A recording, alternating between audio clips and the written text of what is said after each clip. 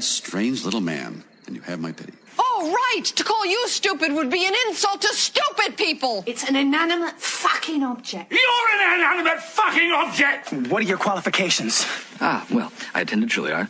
I'm a graduate of the Harvard Business School. I travel quite extensively. I lived through the Black Plague, and I had a pretty good time during that. I've seen The Exorcist about 167 times, and it keeps getting funnier every single time I see it! Not to mention the fact that you're talking to a dead guy! Now, what do you think?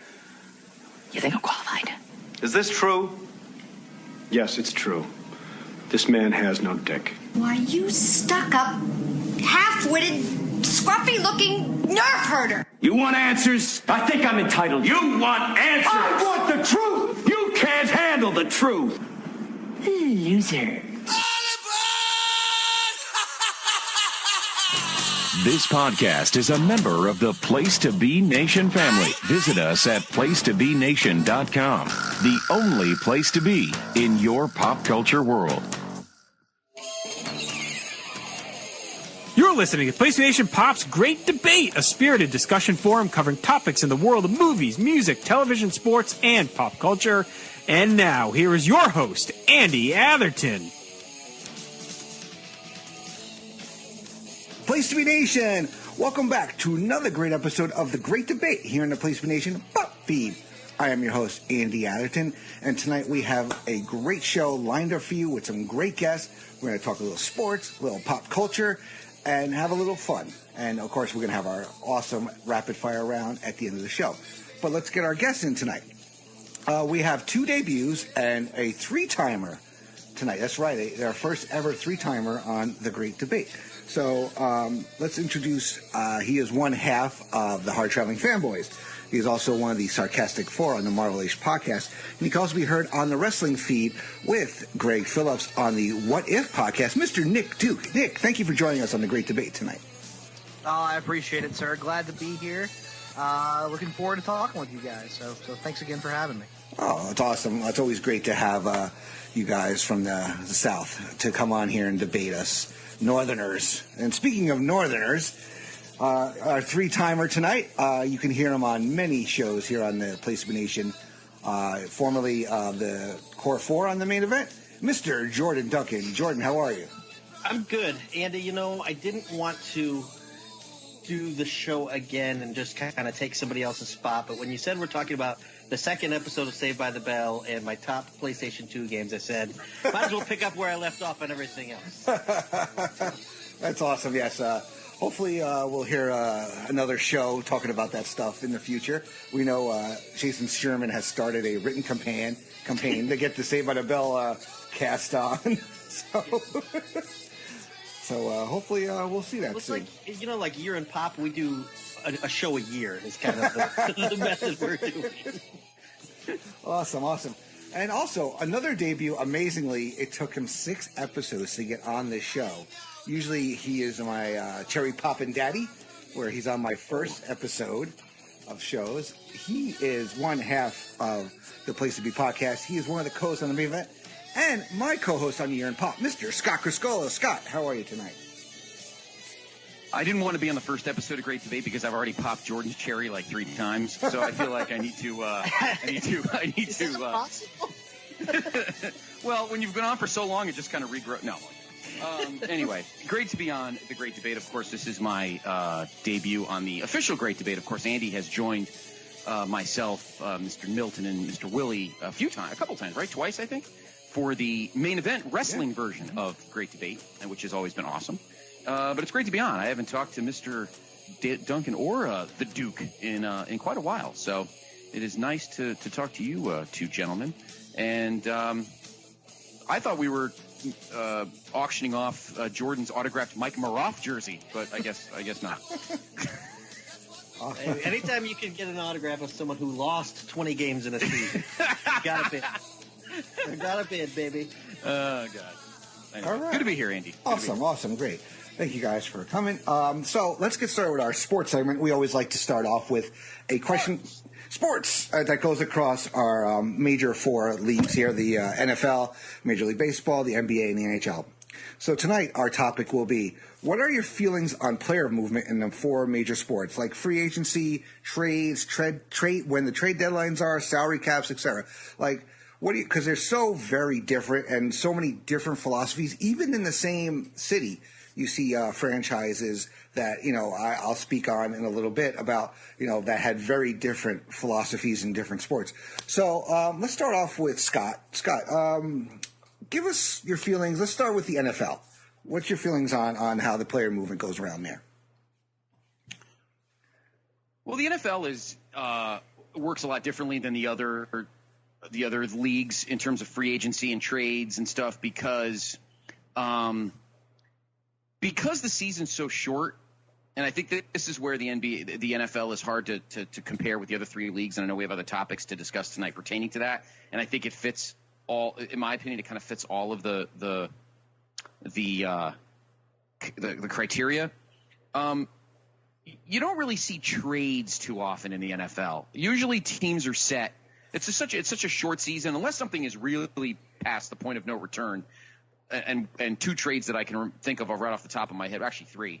2 of them involve the Cowboys. That's why I could think of it.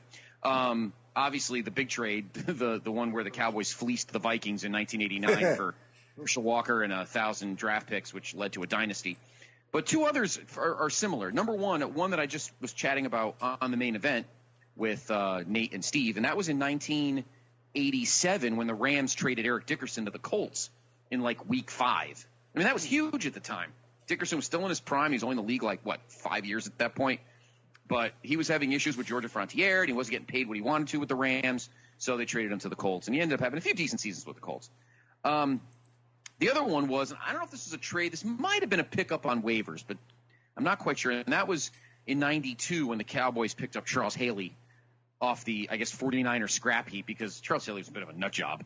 And he ended up another piece that led the Cowboys to 3 titles in 4 years.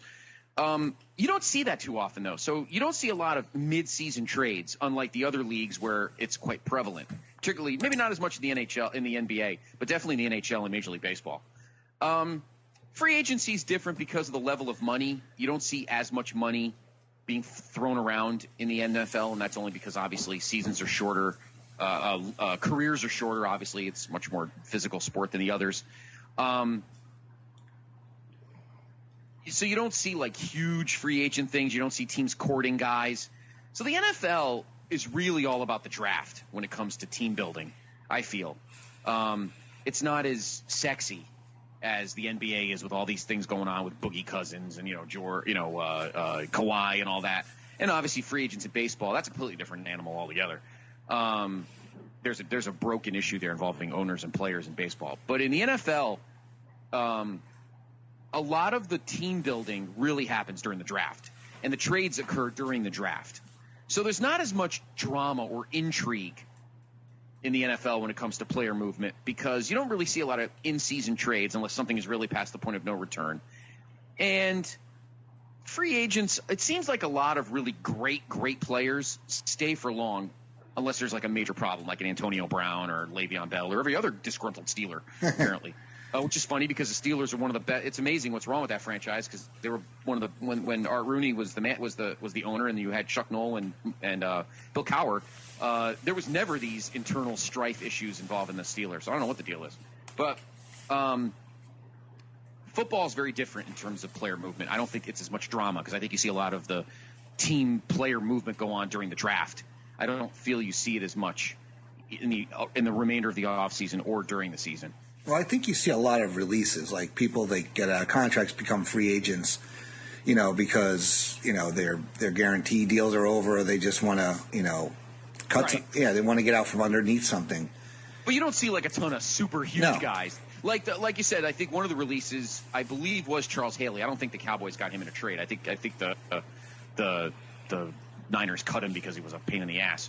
But the Cowboys, ate that up and ended up winning with him. So. No, you're probably right, but I mean, still though, you see mid-level guys get released and stuff. Mm-hmm. You don't really see a ton of super. You see it occasionally, but you don't see that really amazing player be moved right before or in the middle of an NFL season, unless again it's something huge going on within the other team. Is what I'm saying. But you do see releases a lot. I'm sure you do. Yeah. Nick, what about your feelings on the NFL player movement? Well, I mean, it's kind of like Scott said. Free agency typically doesn't provide the kind of landscape-altering moves. I mean, I'm looking at the list of free agents from this past year, and I guess, who was the most high-profile signing? Arguably Nick Foles to the Jaguars, I guess, for 4 years and $88 million. You had a couple other moves, Le'Veon Bell to the Jets and that kind of thing, but really nothing out there that's too huge, especially this year. And I think it's like he said. I mean, it's kind of because the draft has become. I mean, look at the Seahawks from a few years ago when you're able to hit on a quarterback in the second or third round and build up some of your salary cap. That whole free agency thing just doesn't become.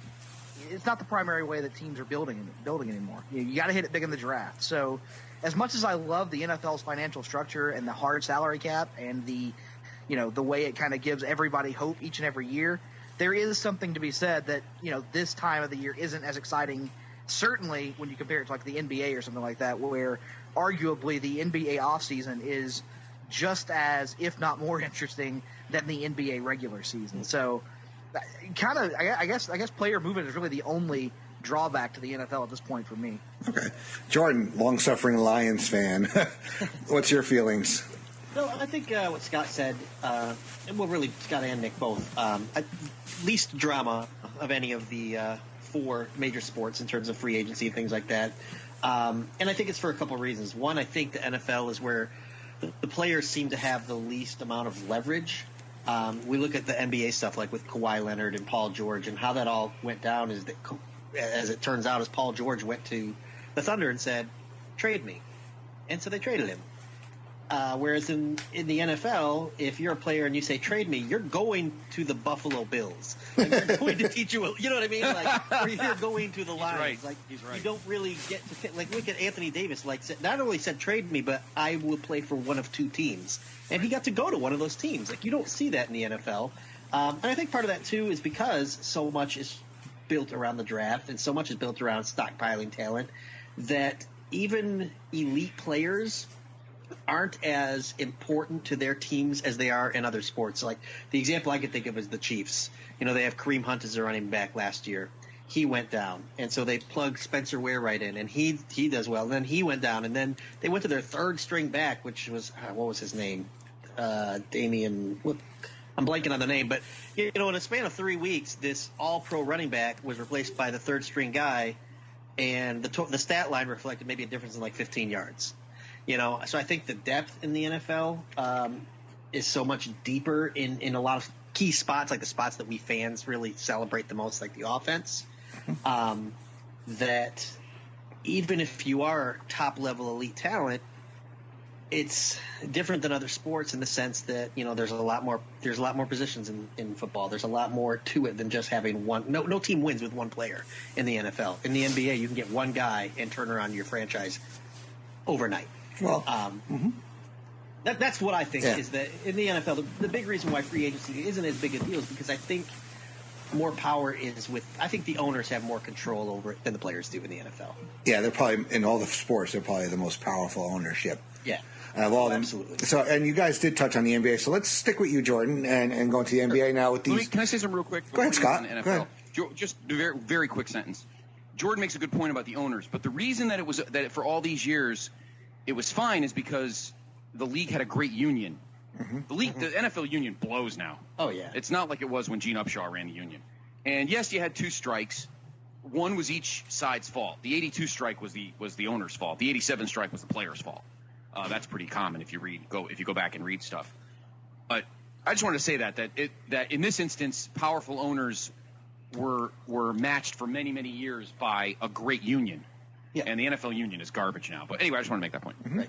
Well, like now, I mean, they're going to cave now if the owners just let them stop testing for smoking weed. They'll cave to pretty much anything else. Yeah. If they get that, that's just probably kind of a known fact. And I think if we know it, the owners know it, and so they're going to do what they want. Yeah. So, sticking with the NBA, back to the NBA, you see these now is the day of the super teams. It got started with, the Miami Heat with LeBron and Bosh and Dwayne Wade all getting together.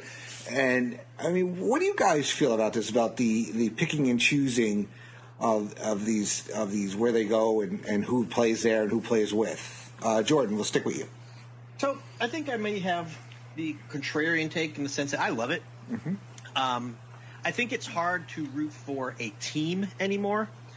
With the NBA, for me, I root for players and just kind of follow them where they go because nobody plays their whole career for the same team anymore. You got like Kobe, you got Dirk, and Tim Duncan. Besides those guys, who stayed in one spot, But I love it because I think it does create drama. Like you guys were saying, like the free agency at July 1st is as exciting as really anything in the NBA regular season, if not more so. The NBA regular season is trash.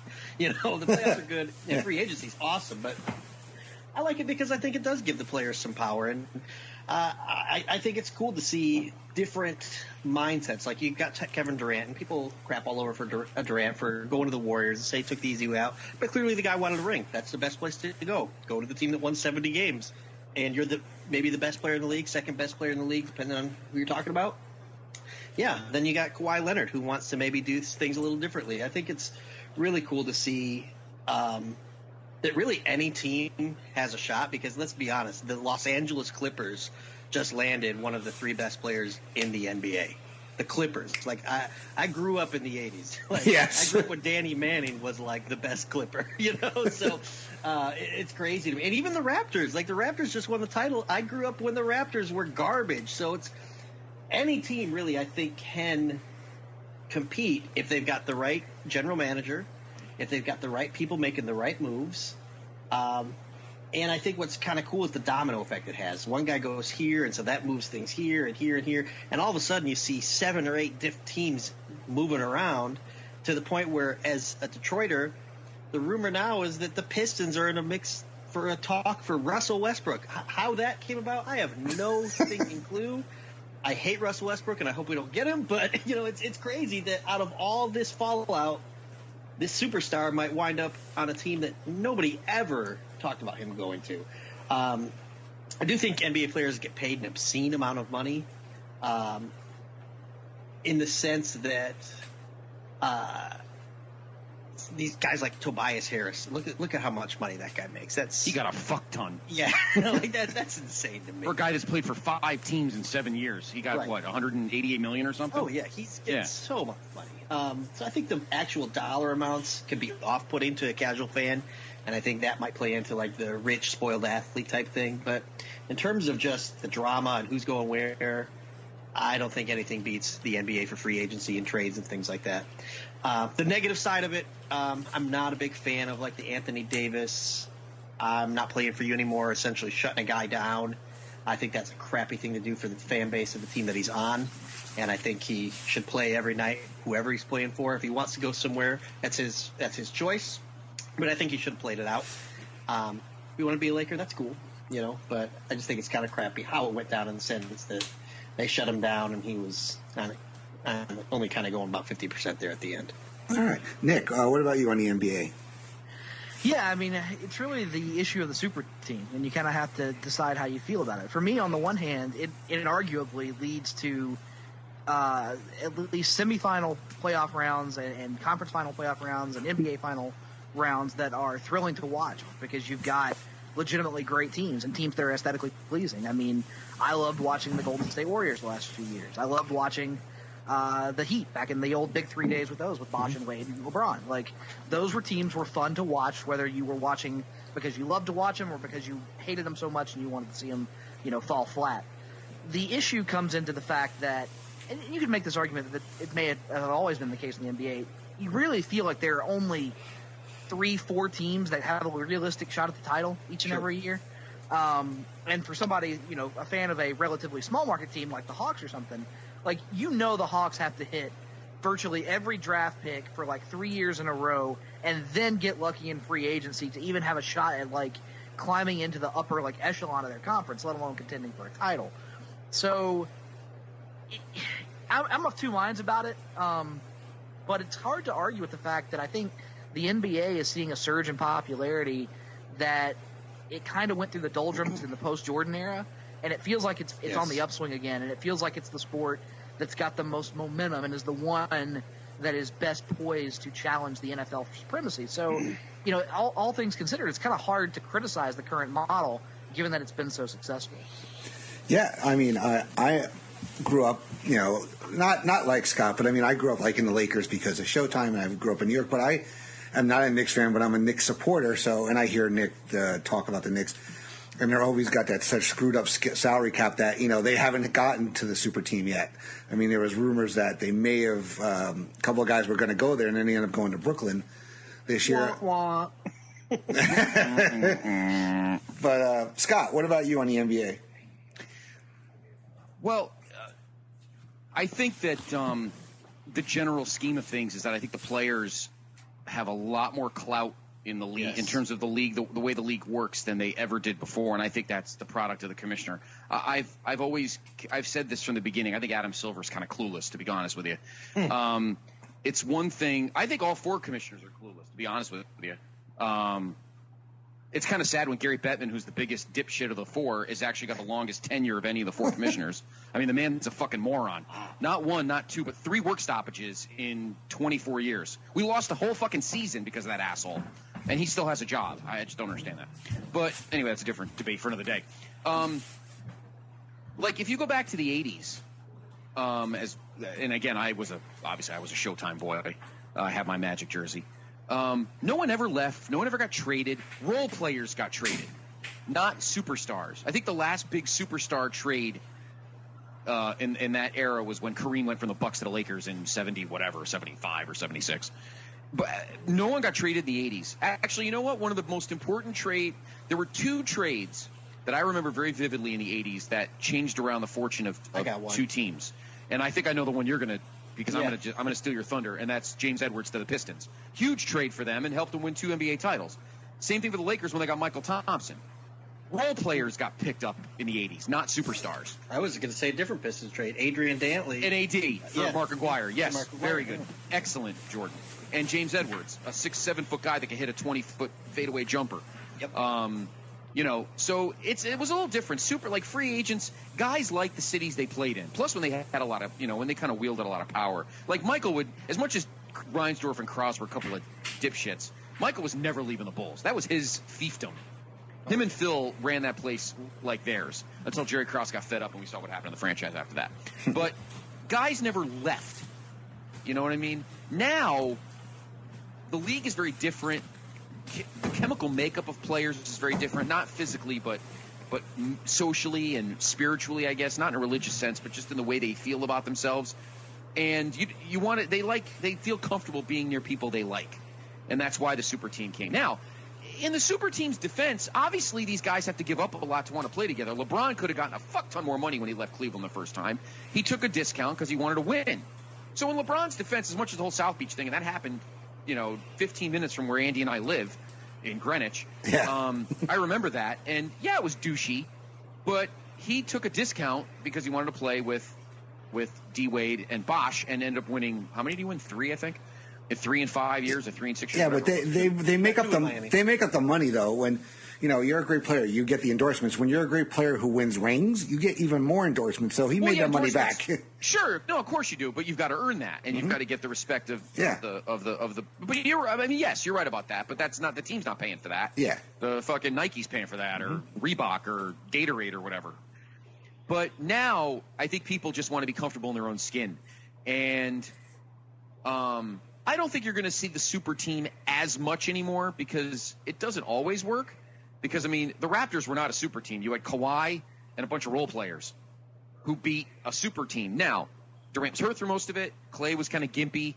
And let's be honest, Steph actually played one of his shittiest series in a long time. Sure. So that was different.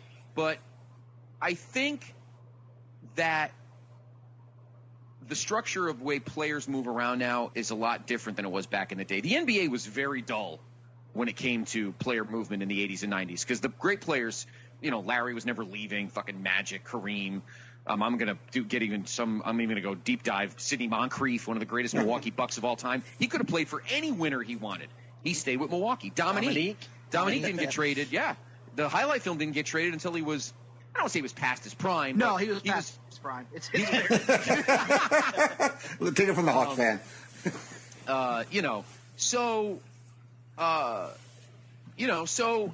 think the NBA is a little different now because I think players are more about their own personal brand, yeah. And I think they want to find the best place to get it. Obviously, the first super free agent signing that I remember, and I know I keep using my teams as references, but that's because they're fresh in my mind, is when Shaq went to the Lakers from Orlando. Now, that was a big deal at the time. And, it took Kobe and role players to start winning because for 4 years, the Jazz still bitch slapped him half the time. So just having Shaq didn't mean anything. You still got to build, to me, you still got to build role players. So the most important guys are the guys, the 6th, 7th, 8th guys on your team, not the superstars. I mean, I thought when LeBron went to the Lakers, we were going to be great, and we fucking were unwatchable dreck. So it didn't matter. You know what I mean? And the role players will always be the ones that make a big difference in the NBA. Having said that, I think the general managers too. Yes. Yeah. Rob Pelinka's a dipshit. I mean, how he's had these, and I thought that he made the dumbest trade ever, but clearly the fucking Clippers did. They're not going to have a draft pick till like 2039 after that trade. So I think it is a lot different, Andy, in the sense that the players dictate more than the. And I agree with Jordan. I'm a little skeptical about AD being in LA because what if he's pissed off then? What's he going to do? Your reputation precedes you. Sure. Once you have that rep of being a fucking moody slug, you're going to be a moody slug for life. Yep. So I agree with you, Jordan, 100% on that. I'm a little leery as a Laker fan of same thing with Boogie, but at the same time, and I said this in one of our chats, if only nice guys could be signed, no team would have anybody. So you get who the best guy is. The Lakers wanted Kawhi. He went to the Clippers, and trust me, I remember the days when the Clippers went 12-70. Believe me, I know what it's like to be. I like to watch the Donald Sterling, probably rip his team and say things that are unsavory. But when I was a kid, I played in a youth league, and we, when you got your team name, it was like actual NBA teams. So that was like the exciting part is hearing what team you're on. And one year I got put on the Clippers, and I cried when I found out that was my team. You only did 50% of your energy. Yeah. That's how bad the Clippers were. Youth me cried when I found out that was my teammate. Absolutely. But anyway, it's a little different because I think players are always are just as big a deal as the superstars are. All right, we're going to move on to the Major League Baseball. The I don't know, you guys have the home run derby on in the background. Holy shit, 29-29. Vlad Jr. and Jock Peterson tied up. Holy crap! Never thought I'd see that in a home run derby. But Nick, Braves fan, what about you with the baseball, Major League Baseball, with their free agency and the trade deadline? Is the trade deadline August 1st? Is that where it should be? How do you feel about that? I'm good with the trade deadline. It's always been interesting to have it, right after the All-Star break. So that way you lead from the All-Star game right into kind of the stove is heating up in terms of trades that are on the burner and seeing who's out there, seeing who's available. So I have no issue with where the trade deadline is placed. Free agency, I mean, it's been talked about so much. This past offseason was kind of an embarrassment for baseball, honestly, in terms of high-profile guys who were having to wait so late to sign. And I think that just speaks to the need. And I've been one of these guys for years. I still think there's a need for some kind of rigid salary structure in Major League Baseball, whether that's a floor and a cap or however you want to take it on. But, I mean, look at teams like – and I know you can look at examples like Houston and Kansas City in the last few years who have won World Series as small market teams with really small payrolls. But you look at teams like the Marlins, for example, and those fans, what few there are, there's no hope for those guys. I mean, it's been brutal down there for years. The Braves, for example, are owned by a fucking corporate entity, Liberty Media, whose CEO has openly said he views the Braves as more of a real estate investment than a sports investment. Like, boy, I know that life. This kind of stuff is it's ridiculous, man. Like, there's no reason for it. And I don't know, man. I'm kind of one of those people who I feel like the NFL, through the salary cap, has kind of achieved parity for the most part. And, yeah, you can pull out examples. here and there of teams like the Browns, but for the most part, that's on the front office of mismanaging drafts and the money they have. It's not because of a lack of resources. And like, I don't know, anything that we can do to encourage more parity across all the major sports is kind of where I fall on the matter. So that's where I'm at. All right, Jordan, what about you in the Major League Baseball? Yeah, I think baseball is maybe the most frustrating one in terms of tracking free agencies and things like that because, first of all, like with the NBA, you know the phrase max contract. There's an X amount of dollars you can pay top level guys, and you know that. Baseball is almost the opposite, where it's like, how little can we pay this person? And I think baseball's biggest issue is that we've got a bunch of people that own teams that are billionaires that are cheapskates in a way. And I think that baseball suffers in the sense, like Nick mentioned, this past summer was Manny Machado. Like, why are teams not desperate to sign young, great talent? It's just wild to me that with baseball you see the wallets kind of get put away, whereas you compare it to the NBA where these people are making obscene amounts to the point where expiring contracts are vital parts of trades in the NBA because you need to dump some salary. And I think the salary structure is really affected. I think it's affected the product of Major League Baseball. Nick says, he's a Braves fan. I'm a Tigers fan. And I know there's nothing to look forward to for a few years here, for a while. And part of that is because, with Dombrowski, they paid big to try and win a title that they didn't get. And so we got some big contracts like Miguel Cabrera that we're sitting on. I think we're still paying Prince Fielders some money. Believe it or not. You might still be paying Cecil Fielder. Yeah, right. We might be paying Bobby Bonilla too. I'm not sure. Who's not? Oh God. But it's frustrating because, it's just like purgatory. I think with baseball, when a team is in rebuild mode and they're really bad, that's the worst product to watch of any of the four major sports is a bad baseball team. Because baseball itself is not really a thrilling game to watch anyways. So a bad version of it is even worse. Like, you can watch some bad basketball, some bad football. There's still going to be some hits, some big plays and things like that. Bad baseball is not good for anybody. And the way salaries are set up and the way pay is set up right now, I think it poses a huge problem. And people villainize, the Yankees and the Red Sox and these big teams, and they say, well, we're small market owners. Every small market owner is richer than any player in the league, and they can afford to pay anybody they want. That's just the cold hard truth of it all. They could pay anybody any amount that they want. These guys are billionaires. There was something else I was going to say. Oh, I do think the trade deadline is really interesting in baseball, though, because to me, the trade deadline is almost like when you see certain teams kind of wave the white flag for the season. Mm-hmm. Like, you got a team that's maybe 4 games out of the wild card, and if they start moving a lot and shipping off talent, okay, well, they're giving up. So I think trade deadline's interesting in that sense with baseball. It's almost like people pack it in early.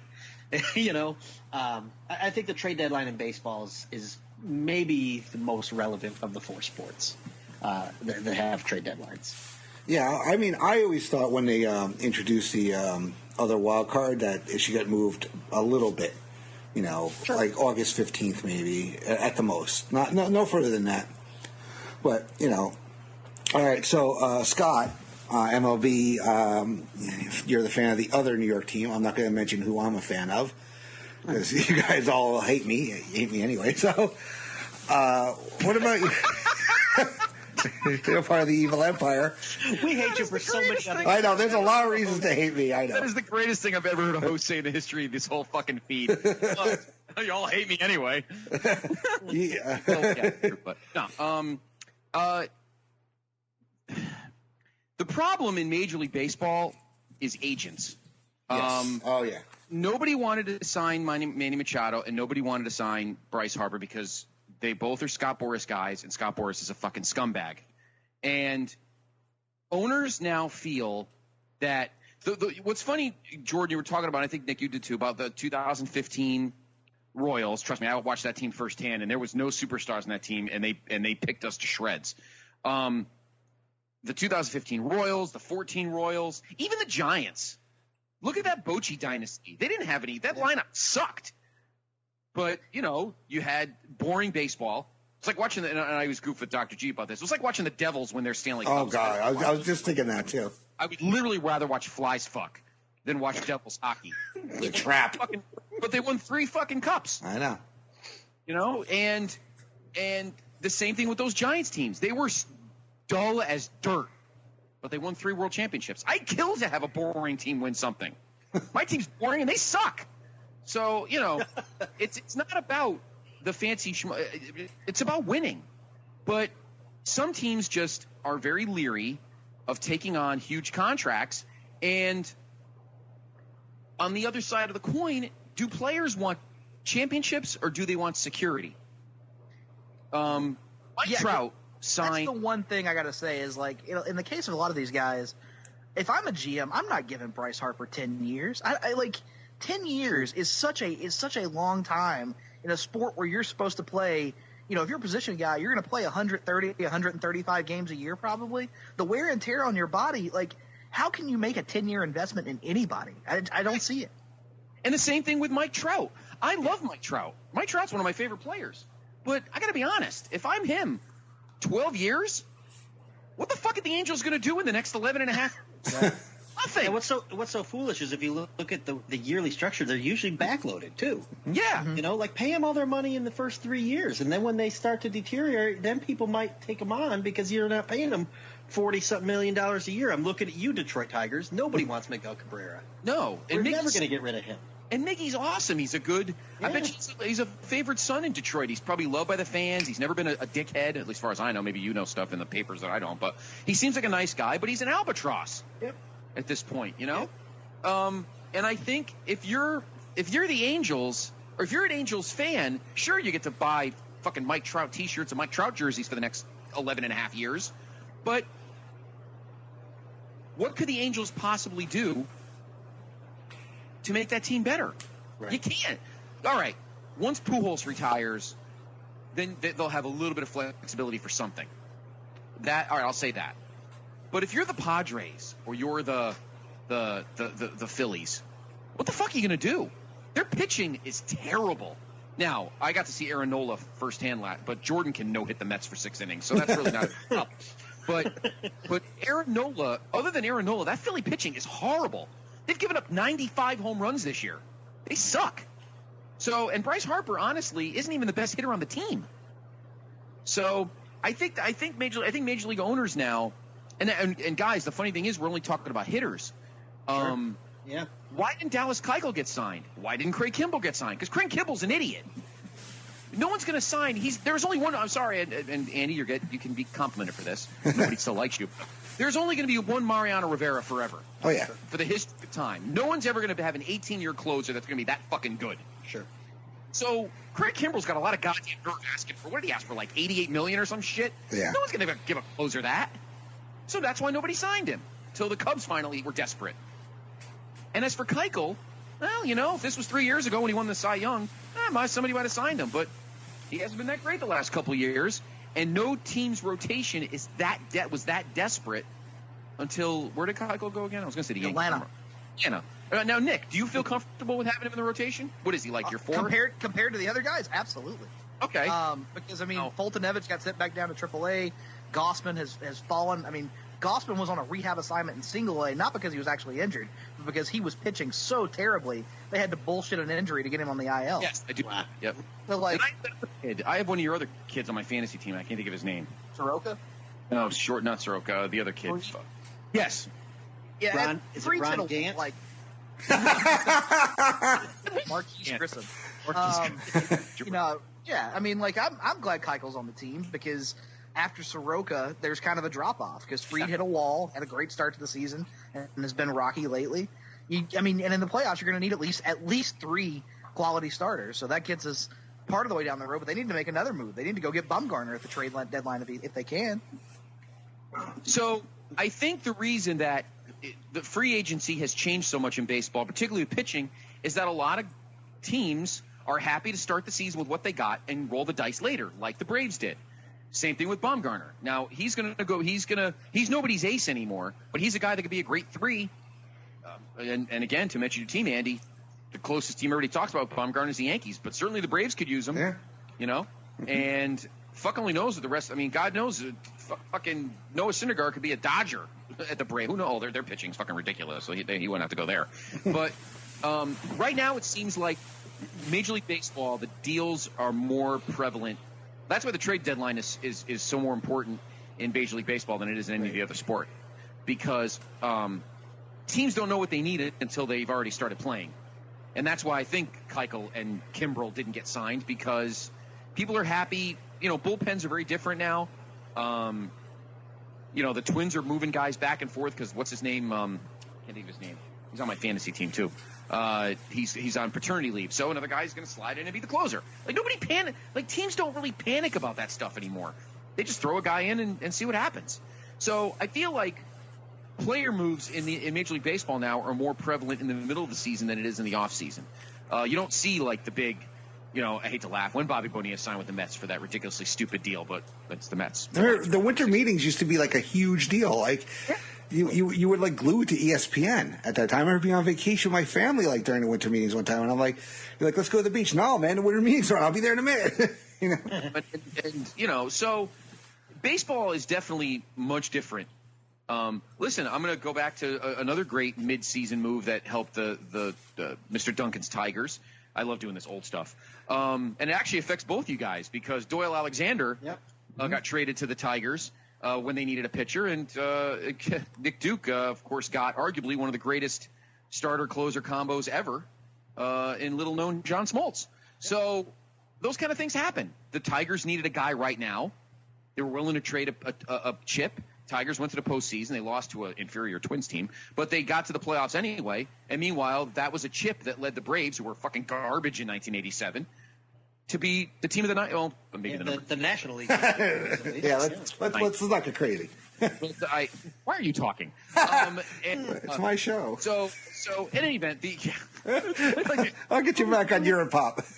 My show. It's my show, fellas. Those kind of things happen. So baseball's become very reactive, in my opinion, when it comes to player moves. Guys make moves when they need it, not when they think about it. And that's why Nick's exactly right. In 2 weeks, the Braves have to decide, will they pull the trigger and get Bumgarner? Andy, will Brian Cashman pull the trigger and go after Bumgarner? Jordan, will they just pull the trigger and blow your team up? I mean, you know, they already did. Which they would line up. I just get to sit here and watch myself get tortured. Thank God for the home run derby. I'd kill myself this week. Actually, no, baseball is probably good for me. That's why I watch wrestling. So you know, that's what it is. So the big difference, Andy, when it comes to Major League Baseball as compared to the other sports is it's very reactive. You don't need anybody until you need somebody. So the next few weeks in baseball are going to be very exciting for the Cubs, the Dodgers, the Cardinals, the Yankees, the Sox. Tampa, there's a team you're going to look out for, because they split with you guys this weekend, so they're still in the hunt at 6.5 games out. So the trade deadline is more fun. Maybe hockey, if you're a deep dive hockey fan. The trade deadline during the NHL season is actually pretty exciting too.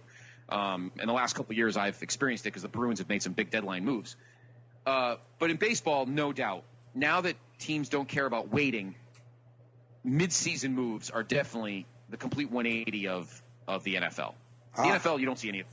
The Major League Baseball, you see it a ton. Mm-hmm. So you mentioned the NHL. Any thoughts on the NHL?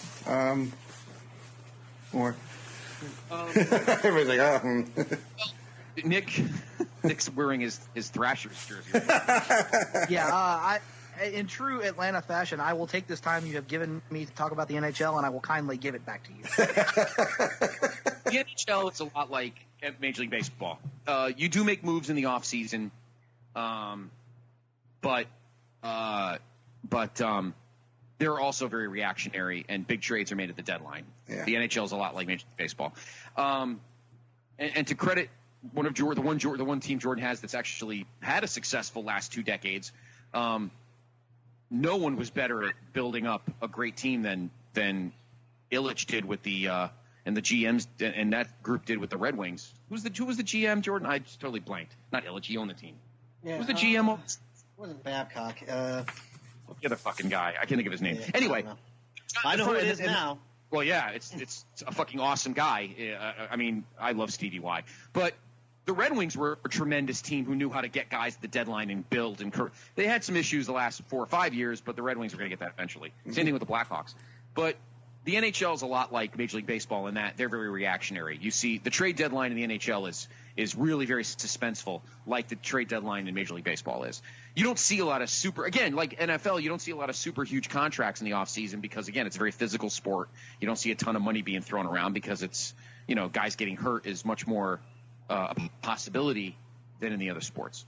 So I think the NHL is a lot like Major League Baseball where you do reactionary trades and the deadline is a super huge deal because, guys, on January 30th, the Blues had the least points in the league. Yeah. Least points in the league at the end of January. And 5 months later, I got to see him celebrate the cup on my home ice. It's amazing. Just that shit happens. It's just how it goes. It's amazing.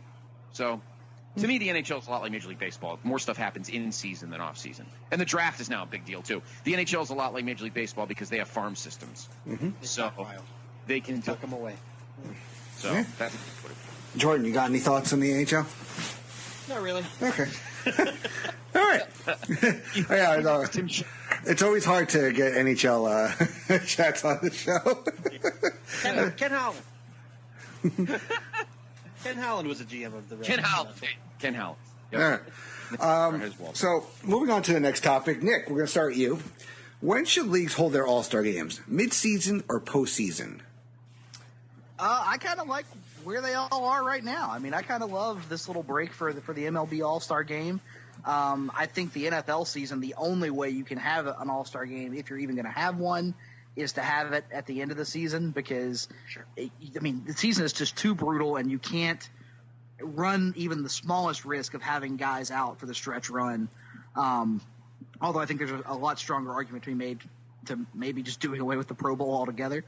And in the NBA, I like the placement of that, and I'm really intrigued by this idea that's been floated of lengthening the break a little bit for something like a mid-season tournament or maybe a cup-style format or something like that. Like, that sounds like a lot of fun to me. Anything that can, be different and differentiate each kind of all-star weekend from the other, or in the case of the NBA, maybe an all-star week or 2 weeks, that all sounds great to me. So, yeah, I kind of like where they are, except maybe let's just scrap the Pro Bowl and move it just to like that skills challenge is kind of fun to watch. I'd rather watch that than crappy, like, no blitzing, no rushing the kicker, no two-hand touch football, which sucks. And Michael Irvin and Deion Sanders picking the teams, or whatever the hell they do nowadays. Robert Edwards blowing his knee out in the flag football game back in '99 or whatever it was, stuff like that. Which was fun, but still, flag football, that kind of stuff's fun to watch. I don't know. It's just the actual game itself has just lost so much luster that I don't even know why it's still a thing. You look at the crowd and nobody goes. Whether it's in Orlando or Hawaii or wherever they try to hold it, fans don't care.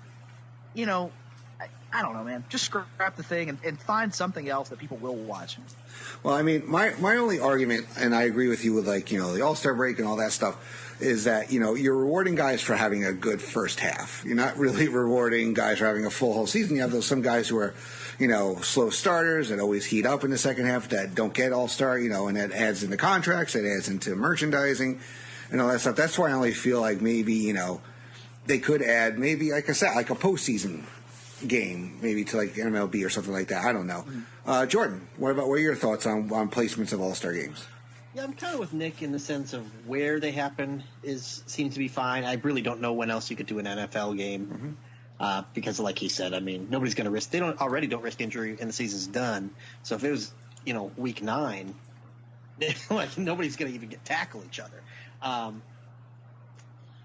think the bigger issue is the All-Star games themselves are just so, yeah, they're just no stakes, nothing. And the athletes are so I watched the NBA All-Star game this year, and I actually had a moment where I was so bored, but at the same time, these guys are so freaking good that they're just doing alley-oop dunks, and it's boring to watch. How do you fix that? I don't really know. I like the idea of the tournament, like the NBA Cup or something like that.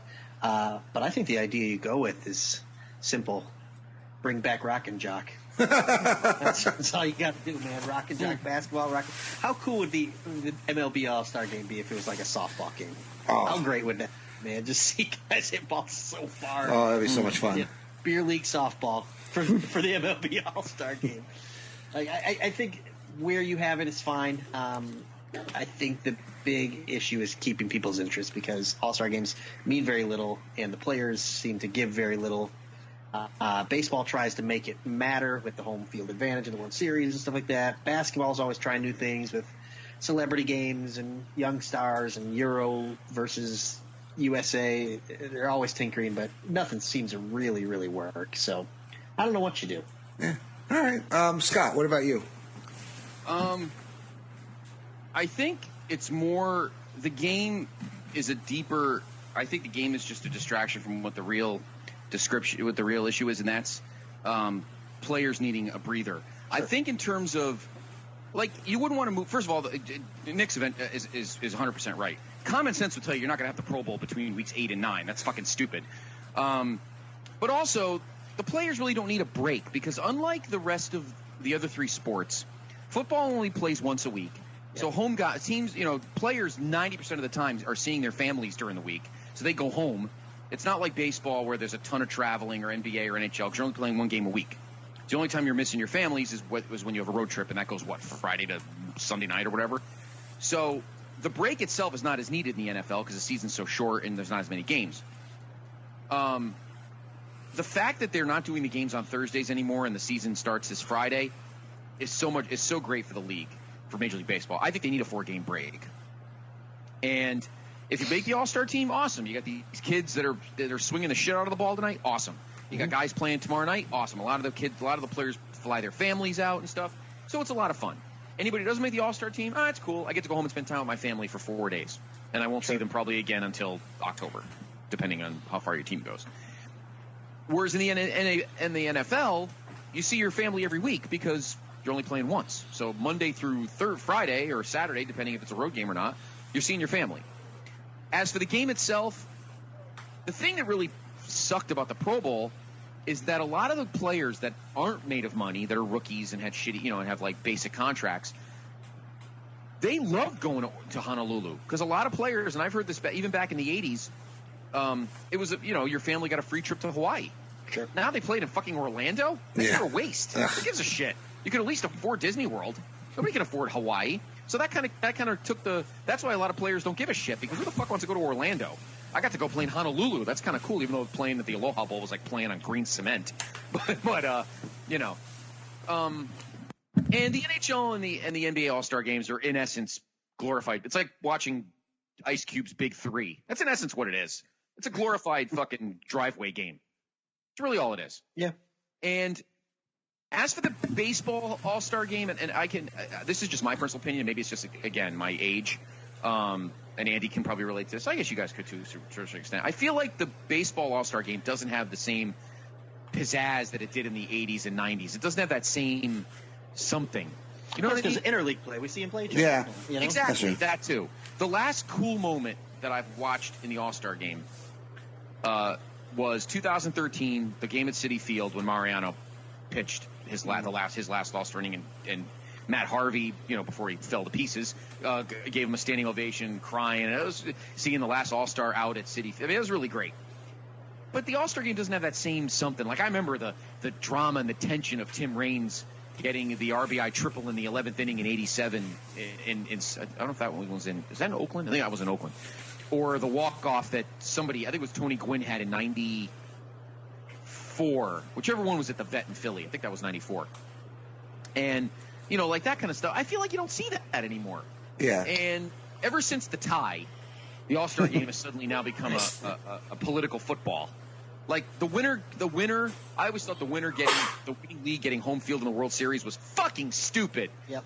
Because if you're the team with the best record, this is my thinking of it. When you were the team with the best record in baseball, and you're like, man, we get to host the World Series, but some dreck that plays for some shitbag team because every team has to have an All-Star, yeah. Yeah, gets an RBI single in the bottom of the 10th, and the other league wins. So let's say in '84 and '78, St. Louis Cardinals gets the home field over a 106 and 56. Detroit Tiger team in 2000. I mean, I'm just using an example. 2006. Yeah, like you guys won 106 games. But it's horse shit. So ever since the All-Star game got played with as a league political football, it doesn't have the same feeling anymore. So, but actually, Andy, you were just asking about where in the times of the year it would be. Honestly, where they are now is fine. You can't move the Pro Bowl because no one's going to play an exhibition game in mid-season. You know what I mean? Yeah. So they never should have moved from Honolulu, though. No. Never should have moved from Honolulu. No. Awesome.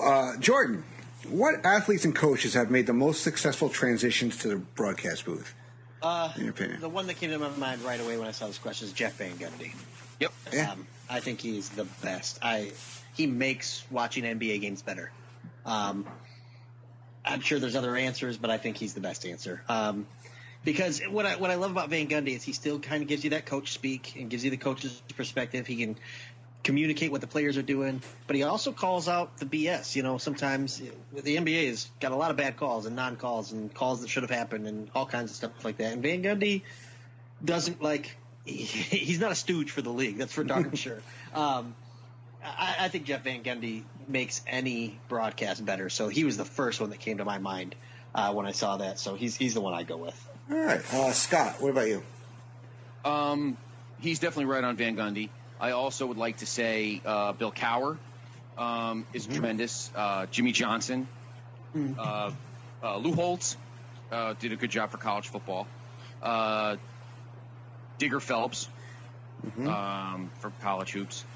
I think you're going to laugh because everybody makes fun of his hair, but Barry Melrose is a tremendous analyst. Oh, yeah. Oh, yeah. He's good. The only shitty thing about that is the ESPN doesn't do fucking hockey. Melrose should have left and went to NBC. But I think he's fantastic. MLB. A-Rod has really surprised A-Rod. me. I tell you something. We laugh. You know who actually knows his shit? Pedro. Yeah? Pedro really knows his shit. You know who doesn't know his shit is Gary Sheffield. He's a fucking idiot. But it's funny when you watch the Fox and the TBS broadcast teams. Fox has a tremendous. When they had Frank Thomas, Pete Rose. No. I'm sorry. What was it? 2 years ago? It was Frank Thomas, Keith, Poppy, and A-Rod. What a group. Yeah. And then what's his face? Was it Burkhardt, one of those other talking humps? We're just kind of traffic copying. But then you go to TBS and it was fucking Jimmy Rollins, Sheffield, some other idiot, and poor Pedro, who you could tell is like carrying this bunch of nitwits. Yeah, it's a big difference. Personality does not make good analysis. No, not at all. And that was a perfect example. Kenny Smith. I cannot say Barkley. Yeah. Barkley's a sideshow. Or Shaq. Shaq. They're just there to. Barkley and Shaq are there to just needle each other with inside jokes. Kenny Smith actually knows what the fuck he's talking about. Kenny's very good. Yeah. Rodney Harrison. You know. Rodney Harrison just shows you how to hit under the knees. That's like Greg Anthony. Yes. He does a lot of college too, as well. Correct? Yes, he does. He does a lot for my name. I think Greg Anthony does a good job. Greg Anthony is very good. Yep. Yeah. I agree. Nick, what about you? I'm surprised nobody said Tony Romo yet. I mean, like, that one from the last couple of years. I mean, like, Romo is a guy that you'd watch him do interviews and stuff, and you always thought he was fine, but, like, I never would have imagined he would be as good at this as he is. I mean, like... he's on the number one team right away, and he held his own.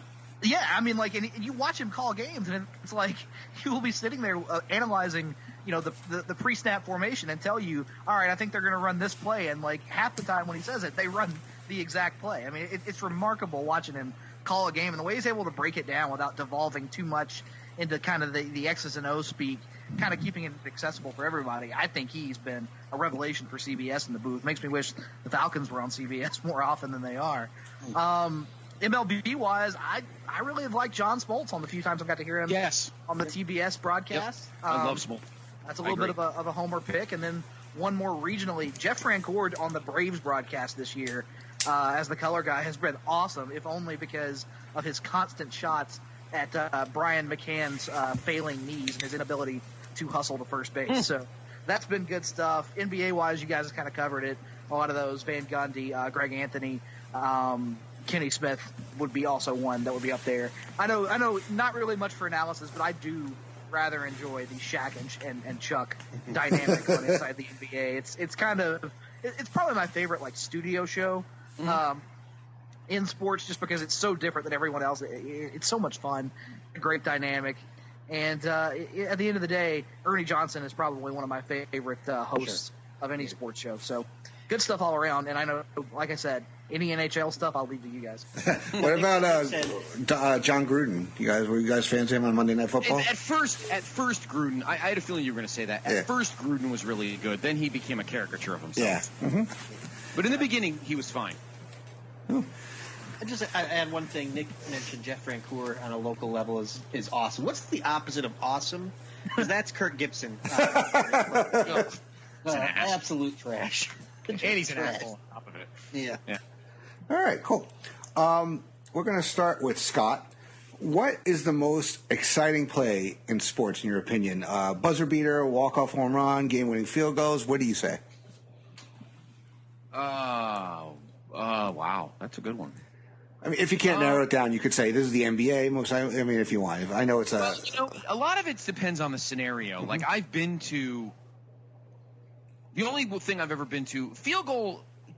Game-winning field goals are not as exciting because unless a kicker really blows, if you get inside the 40, you're going to hit it. It's a setup, unless you're Scott Norwood.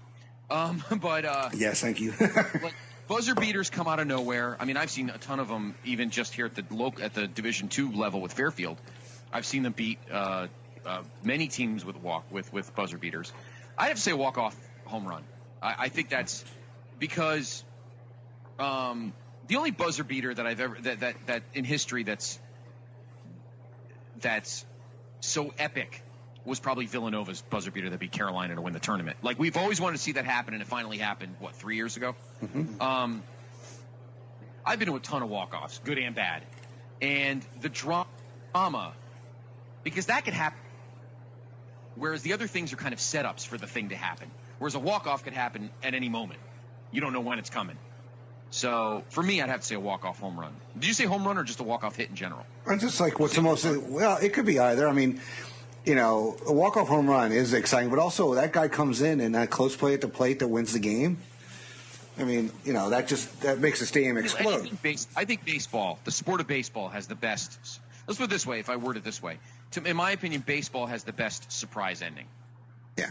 You know why? Because you can never run out of time in baseball. Yes. Yep.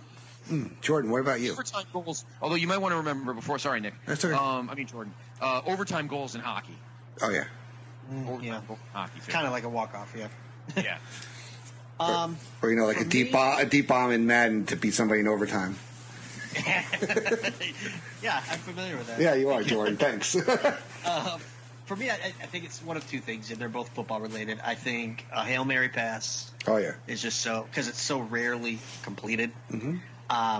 And just in terms of excitement, like I know we've been thinking like to end a game, but very few things match like a punt getting run back for a touchdown. Yeah. Like a good run back. I mean, or even a kickoff, just run all the way up for 100 yards.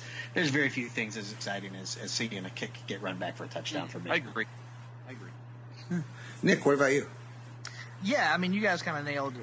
For me, it's probably buzzer beaters if you're talking about a single play. But if you want to talk about kind of a closing stretch, to me, that football setup of you're down 4 with like 45 seconds left and one timeout, and you've got to find a way to score from like the 30 or something. Sure. That little closing stretch is. I mean, football's my favorite sport, and that's still my favorite end of game scenario. Awesome. Yeah, I mean, I know we really talk about hockey, but those breakaway goals are always a lot of fun when it's that one-on-one and you just see those dekes. Triple dekes, yeah. Triple dekes, Bombay. Shout out to Jason Sherman.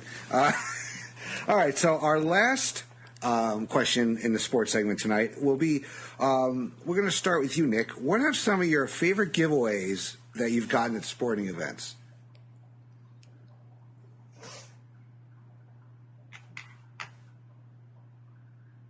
They don't give much away in Atlanta. Fireball nips. I don't know if we lost Nick. We'll start with you, Jordan. Back. Oh, you're back. He's back. All right, go ahead, Nick. Dramatic pause. Yeah. The walk-off. 30-yard line. Most exciting in podcasting, the dramatic pause.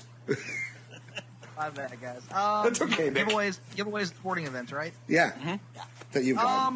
You know, I've had some good ones. I've got flags from each of the 2 NFC Championship games that have been held in Atlanta in the last 10 years. One with those with very positive memories, the other, of course, with not so positive memories.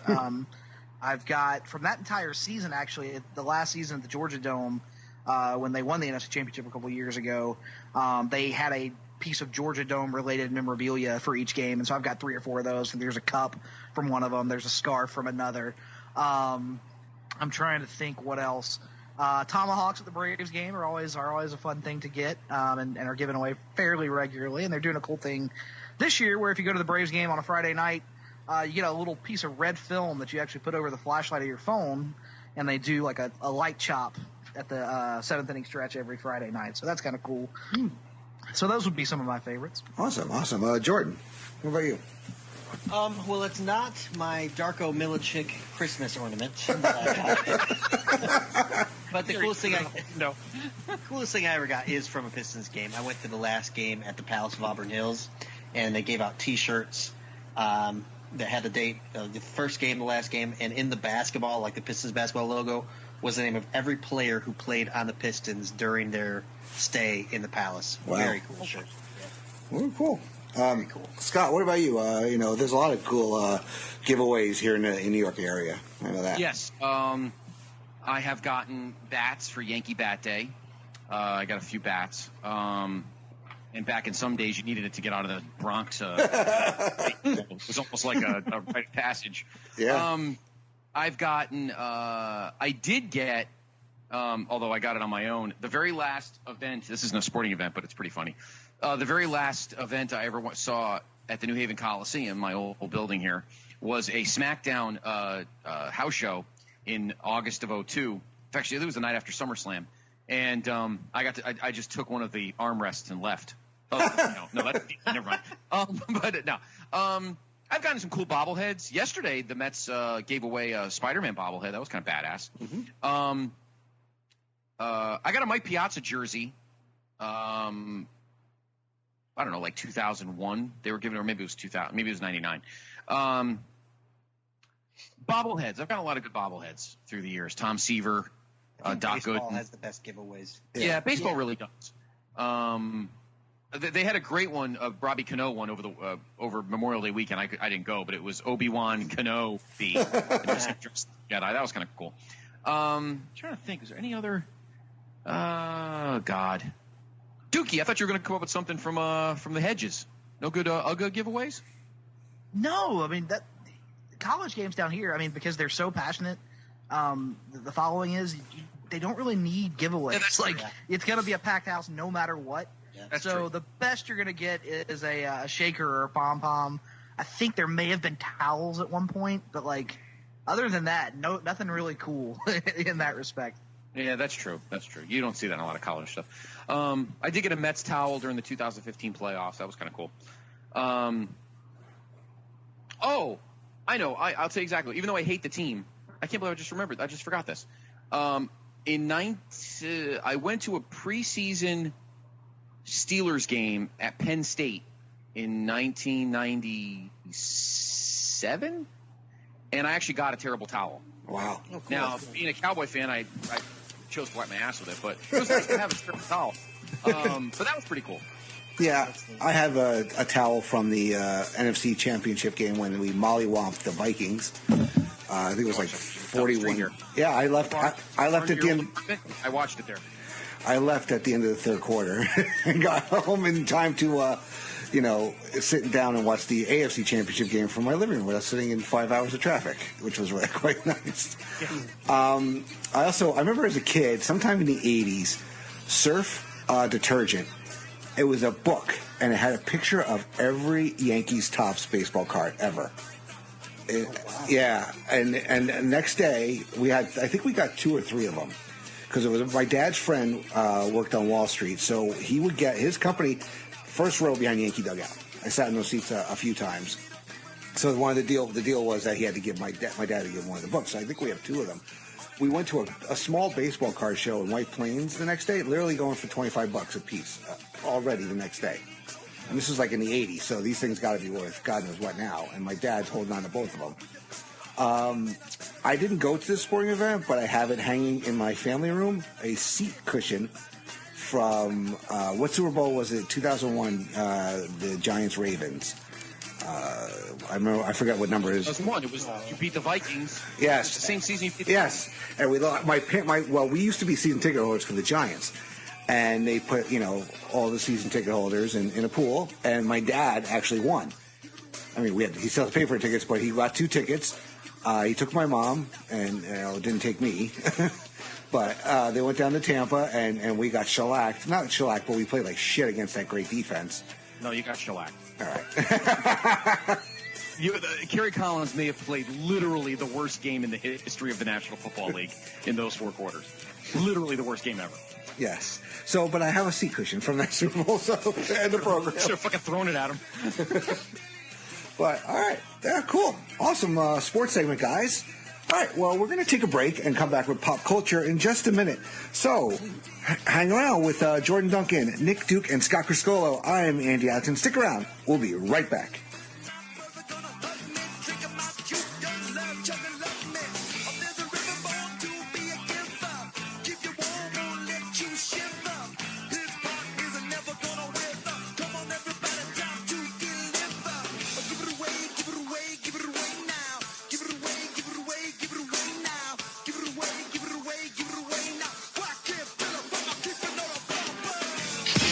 Promotional consideration paid for by the following. Place to Be Nations, JT Rosero and Chad Campbell here. We want to let you know that we have over 24 podcasts available on iTunes, Stitcher, Google Play, and PlaceToBeNation.com. We now offer them to you on 2 great feeds. On the Place to Be Nation wrestling feed, we dive into topics running the gamut from today's WWE to the glory days of yesteryear and the ins and outs of the territory days. In addition to our full-length shows, we also deliver to you special pod blasts on topics old and new. The Place to Be Nation Pop feed is a veritable treasure trove of great content, offering tremendous shows covering the land of movies, television, life, comics, and sports, brought to you by the most knowledgeable and insightful folks in the podcast world. You can find all of these current shows, plus archives of our previous podcasts over the past 8 years as well by subscribing to our feeds on iTunes. And while there, be sure to rate and leave feedback as well. All of these shows, plus others available at PlaceToBeNation.com, where we cover pro wrestling, sports, movies, comics, plus in-depth stretch projects and more. Be sure to support our site by using www.PlaceToBeNation.com/Amazon while doing your online shopping. And be sure to join us at our forum at Bigelow34.proboards.com for all sorts of wrestling, sports, and pop culture discussion each and every day where you can make your voice heard. We also want to thank our friends at Bonehead's Wing Bar, ProWrestlingOnly.com, and TheHistoryOfWrestling.com. Be sure to follow us on Facebook, Twitter, Instagram, and Tumblr as well. PlaceStation.com, the only place to be in your pop culture world.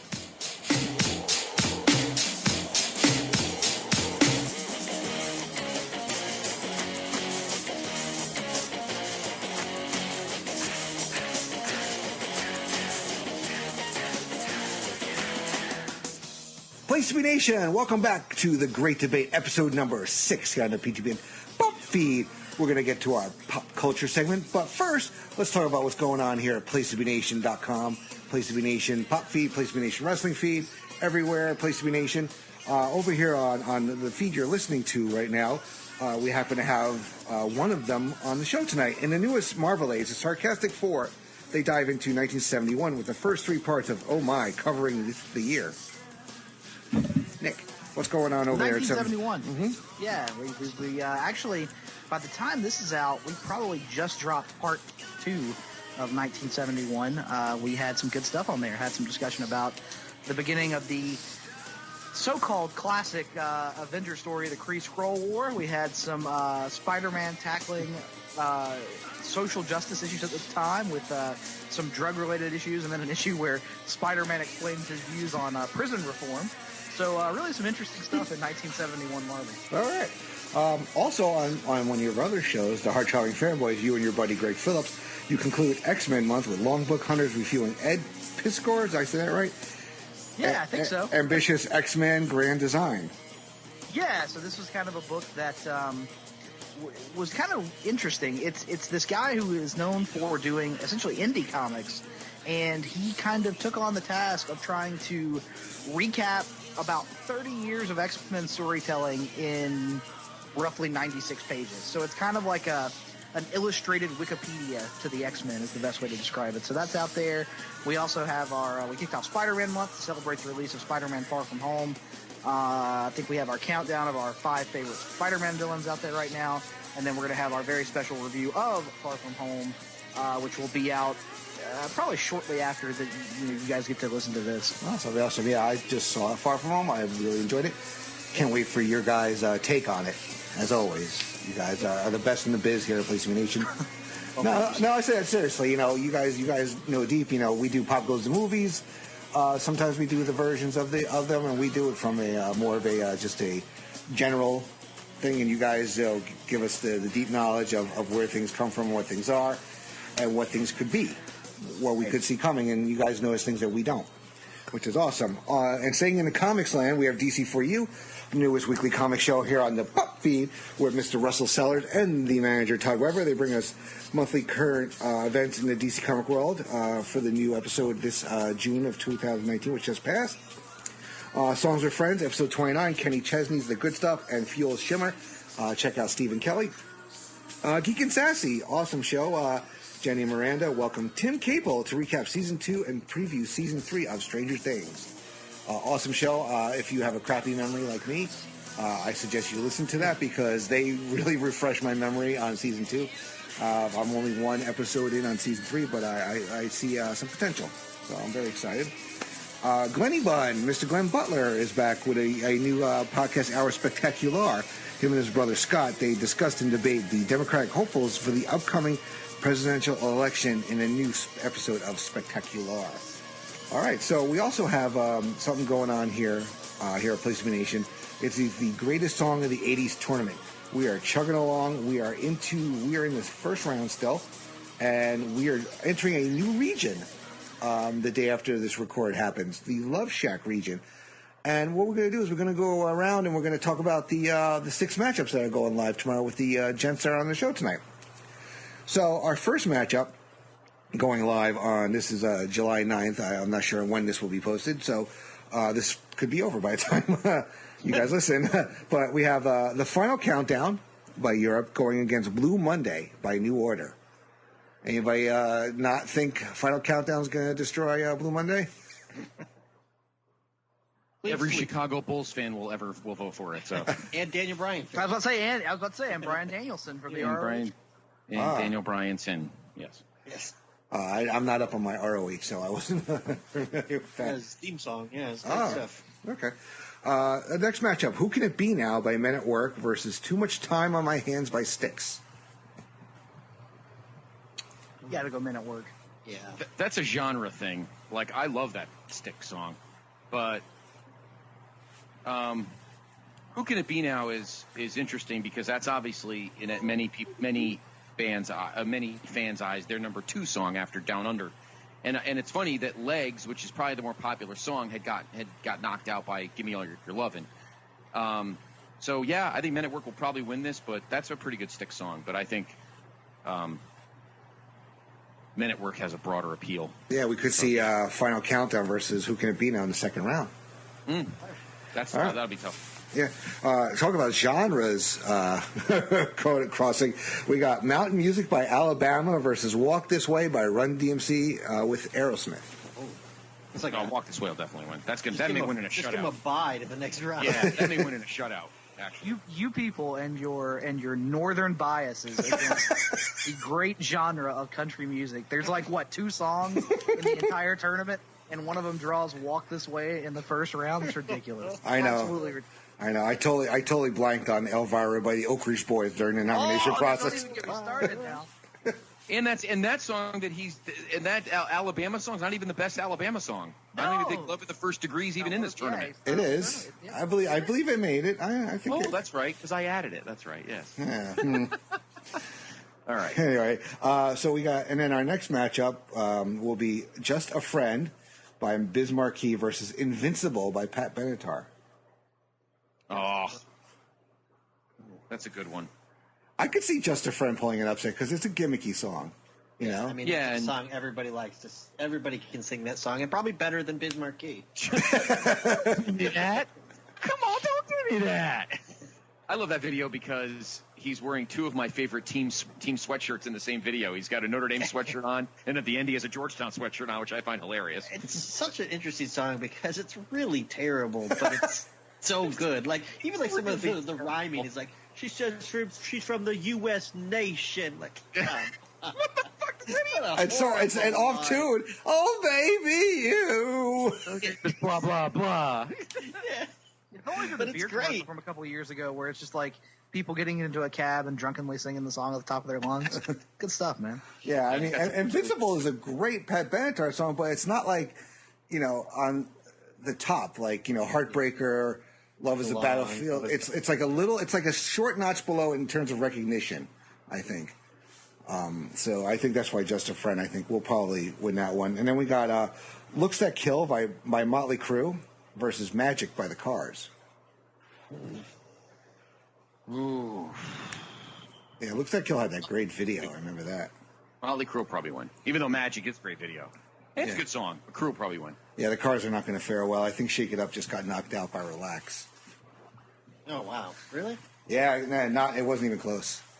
Well, that's a bummer. I mean, I haven't done the Twitter versus and Facebook calculations yet, but on the surface, it looks like, it was pretty much Relax all the way. I believe I voted the other way. Maybe I didn't. I don't know. All right, and then the final matchup going up on July 9th, Where the Streets Have No Name by U2 versus Rocket by Herbie Hancock. Talk about another gimmick song. Oh, U2. That song is terrible. Yeah, I don't think I think nobody. If you weren't growing up during the 80s and you don't know Rocket, you're not. I mean, those of us who grew up during the 80s aren't going to vote for it, but. People will click on. We put the links in the YouTube links for the videos in there, and people will click on and be like, "What the hell is this?" Because one, it's all instrumental. Two, it's one of the oddest videos ever. It's like somebody just took a shooting gallery and just kept flashing cameras at it, and things just started moving. Like we go to an amusement park and you hit a thing and a guy plays a piano, or the squirrel starts to shake. Yeah, that's all really the video is. You sold me. I sold you. I'll vote for. I'm not voting for Rocket. Where the Streets Have No Name is actually one of my favorite U2 songs. So, all right, cool. And the Miz is pitching tonight. It looks like okay. Sorry, I have the All Star whatever's going on right now. Oh, Jabu is on since they're in Cleveland. Oh yeah, he's got Joe Boo at the mound. Up your butt, Joe Boo. I say, fuck you, Joe Boo. I do it myself. It's myself. I think we should have got a live chicken. You saying Jesus Christ can't hit a curveball? Look at the scoreboard now, grasshopper. Well, that's from the second. That's from the second one. That's, right? Yeah, I was about to say that's a Major League Two. Poll. Very well done. You have no marbles. It's crapped on a lot. Like Huevos? It's pretty solid. Like Major League 2's fine. Yeah. Is it the first one? No, but I mean it's really funny. What a cunt. One of the greatest fucking movie bad guys ever. Yes. Parkman. What an asshole. Tremendous. I'll let you name it. I'll let you name it. Butthead. Hey, it's Rube. All right. Anyway, so we're going to move on to our pop culture segment. We're going to start with. I purposely loaded this question with for one of the guests tonight, Mr. Duke. What's up, man? Which actor was the best big screen Batman? After that, I want you to rank the ones that have portrayed him, and how do you think Robert Pattinson will do? Since you are the biggest Batman fan, Mark, in Place to Be Nation. All right, so I'll kind of take it in reverse order, and I'll explain that if that's okay. Yeah. Robert Pattinson, I have no idea how he's going to do, and I'll be honest, it's because I've never watched an entire Robert Pattinson film in my life. I caught like 30 minutes of one of those Twilight gimmicks on like FX or something, and it was what it was. But was anybody good in those movies? No.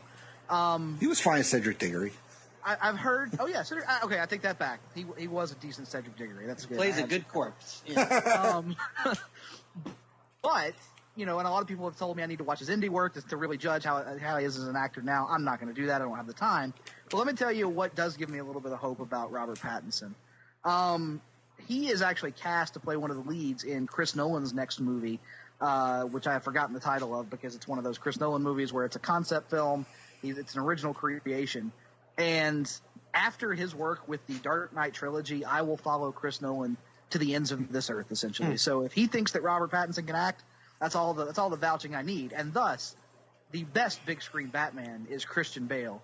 And it goes Christian Bale at 1. It goes Michael Keaton at 2. It goes Adam West at 3. Affleck at 4. Kilmer at 5. And Clooney at 6. All right. Fair enough. Jordan, what about you? So I wanted to get cute with this, and I decided not to because he said the best Batman, and so I was going to maybe rank the Batmans and rank the Bruce Waynes because I think that's different. Some people call off a better Bruce Wayne than others, whereas Batman, it's kind of similar to, I think my list is pretty close to Nick's. I think Bale and Keaton are 1 and 2. I think the Bale movies are obviously better, but I think Keaton was so good. And again, that's like, I was 10 years old, so it's hard to sway that memory, my childhood memory. It's hard to go against that. I got Affleck 3 and West 4 just because I was never big on the camp Batman, and then I got Kilmer, Clooney. Yeah. How do you think? I don't think Affleck was bad, though. By the way, no, it wasn't. Those two movies that he was in, I guess 3 if you count his cameo in Suicide Squad. If you're making a list, yeah, exactly. If you're going to make a list of the things that are wrong with those movies, you're probably going to list many other things before you get down to Ben Affleck's performance. Yeah, correct. Yeah. What about how you think Pattinson will do? Same with Nick. I don't know that I've ever seen him in anything. I've not seen any Twilight movies, and that's what I associate him with. I know the big comparison people will say is, everyone said Heath Ledger is going to be a terrible Joker, so give it a chance, and I'll give it a chance. I think has less to do with the casting of the character and more to do with who gets to direct and write the movie than anything. All right, cool. Matt Reeves is of the recent Planet of the Apes films is the answer to that. I love those movies, so I think it'll be great. I love the Planet of the Apes movies. Yeah, they were fun. I think they were kind of mistitled. Writing, but he is attached to direct. Cool. Yes. Okay. Scott, what about you? First off, the movie that you're referring to, Mr. Duke, is called Tenet. T-E-N-E-T. Tenet, which comes out in July of next year. Who else is in it? John David Washington, Pattinson, Elizabeth Debicki. I don't know any of these people. Dimple. Somebody's in this name. Dimple? Oh, what's his name? John whatever Washington. That's Denzel's Michael kid. Caine is in almost every Chris Nolan movie, so that's not surprising. Dimple Kapadia. Yeah, Michael Caine and Kenneth Branagh are in it too. Dimple Kapadia. Michael Caine is in the movie Tenet, coming out next July. Next July. I love Michael Caine. All right, I'm going to go backwards like Nick. My answer to the Robert Pattinson is the same as everybody else. I've never seen a minute of any of those stupid fucking movies, so I don't even know what the hell he is. You don't like vampires that sparkle? I don't think we're in that. We're demographic? Yeah, you're wrong demographic here. If you want to ask the geek and sassy girls, then maybe they have an answer. But for shame. Well, maybe your girl Miranda might like Twilight, but I know for a fact Jenny, I think, fucking hates it. So anyway, you know what? I'm a little older than you guys, so I remember. Well, maybe not you, Andy, obviously, but I remember Michael Keaton got trashed when he was picked for that 1980, because that 1980 movie was a big fucking deal. Because the first time we were seeing Batman on the big screen since the Adam West movie, which is the prequel to the TV show. And Michael Keaton is my number one. So you never know. And Tim Burton loved him in Beetlejuice. And he also loved him in Clean and Sober. So he saw a more serious side of Michael Keaton, and it led to him getting the role of Batman. And that was first of all, that's my favorite Batman movie ever. It's the only movie that I've ever seen 4 times in the theater. That's how much I love that movie. So Michael Keaton's my number 1. Bale's my 2 because he was a perfect miserable prick, which a lot of times is how both Bruce Wayne and fucking Batman is written. So as much as I didn't love the Nolans as much as I loved the Burtons. He did a great job. So he's my number 2. Adam West is my number 3 because it's Adam West and he kicks ass. I'll put Affleck at 4 because as much as Dawn of Justice is just hot trash, I can't blame him for that. They tried to cast, and back me up on this, Nick, if you agree. If not, it's cool too. I feel like that they tried to make Bruce Wayne in that movie older and kind of grizzled instead of very slick looking. Right. And I think that worked. So I can't fault, as much as Ben Affleck's not my favorite guy, I think he worked that perfectly. I didn't like the suit. The suit looks like he's wearing a Cadillac. It's just so big and fucking bulky. They were going with a very specific interpretation. They were inspired by the Frank Miller Dark Knight Returns, which is kind of the old grizzled take, and the suit is kind of bulkier to make up for his lack of mobility. You know, he's kind of built more like a tank and stuff. Clunky and the shortcomings of that movie almost entirely fall on not necessarily the portrayal of Superman by Henry Cavill, but the fact that whoever wrote that movie, I forget who wrote it at this point, Zack Snyder and somebody, had no interest in actually fleshing out the character of Superman after they left him in this really controversial place at the end of Man of Steel. And so not really giving that character time to develop in the course of that movie and having him just do things that seem wildly out of character is mostly the issue with that film. That and a god-awful Lex Luthor performance by Jesse Eisenberg. Terrible. Actually, Chris Terrio and David Goyer wrote Dawn of Justice. Yeah. Charles Roven, and Deborah Snyder. I don't know if that's Zach's wife. It was at the time. Yeah, they produced it. So anyway, and then I just watched all of the 2 Burtons and the 2 Schumachers. Val Kilmer was not a terrible Bruce Wayne or Batman. The guy I hate, the one I hated the most in that movie was Tommy Lee Jones, and not because of him specifically, but Schumacher had no idea how to do Two-Face. Nope. And I think that's what ruined that movie, but that's not even here. Schumacher had no idea how to do a lot of things in those movies. No. And Clooney's a fucking douchebag. And you know what's nuts is if you watch I have the Blu-rays of that set, the Burton Schumacher set. Each one has like a 90-minute making of documentary. It's on there. Is that the cool box that's got the bat on the front? It is. I want that. I want that set so bad. So on the documentary for Batman and Robin, Schumacher is talking about, how he had started really thinking about the idea for Batman and Robin while he was working on Batman Forever. And the studio wanted him to go ahead and shoot it back to back, but he couldn't do that because he had to go direct A Time to Kill in between his 2 Batman films. And it's like, you think about the tonal separation between his goofy-ass Batman movies and then A Time to Kill in between. Just unbelievable that those were done by the same filmmaker. Wow. Yeah. Many things ruined Batman and Robin. One of the main things, besides nipples and ass cheeks, was that George Clooney did not differentiate himself. Like, obviously, if you want to be really technical, the best Batman is Kevin Conroy, but that's a different story. The issue is Bruce Wayne and Batman are different, and I think Conroy kind of started that with the animated series, and then Bale really took it to the next level in the 3 Nolans. Bruce Wayne talks a certain way, and Batman talks a certain way. So with Michael Keaton I'm Bruce Wayne, I'm Batman. Val Kilmer was, I'm Bruce Wayne, I'm Batman. George Clooney was, I'm Bruce Wayne in a Batman. I'm George Clooney in a Batman suit. He didn't act any different. He was like, hey, how are you? I'm George Clooney, and I have a Batman suit on. Don't I look cool? Like, he didn't act like Batman. He acted like himself in a fucking Halloween costume. That's why he's the worst Batman, because he didn't know how to act like Batman. Yeah. So that's what ruins it for me. But Michael Keaton, because he was, and that's why I think I want to support Robert Pattinson, because he's been fucking trashed, and Michael Keaton got trashed when he was cast, and he hit it out of the ballpark. Some argue Batman Returns might be even better than the first Batman. That's hard to say, but that first Batman is just so fucking good. Mm-hmm. It's just so good. Shot well, written well, cast well. And I'm not just talking about Jack and Michael. I mean, just Kim Basinger and Robert just Wall. Everything about that movie is great. Yeah. Robert Wall and Pat Hingle as Gordon, and Billy Dee as Lando Caldent, Arthur Calrissian. It's just Harvey Calrissian. Yeah. So I mean, it's just a great movie in general. But Michael's my number one. Yeah. Nobody said Will Arnett. Wow. The voice of Lego Batman. Yeah. Well, that's why we could count Kevin Conroy. Yeah. Well, you mentioned Michael Caine. We should do a countdown of the best Alfreds. What do you think? Michael Gough is amazing. Michael Caine runs away with the best Alfred countdown by. Oh, really? Michael Gough is so good. Okay, Michael Gough was good at playing a relatively one-dimensional version of the character.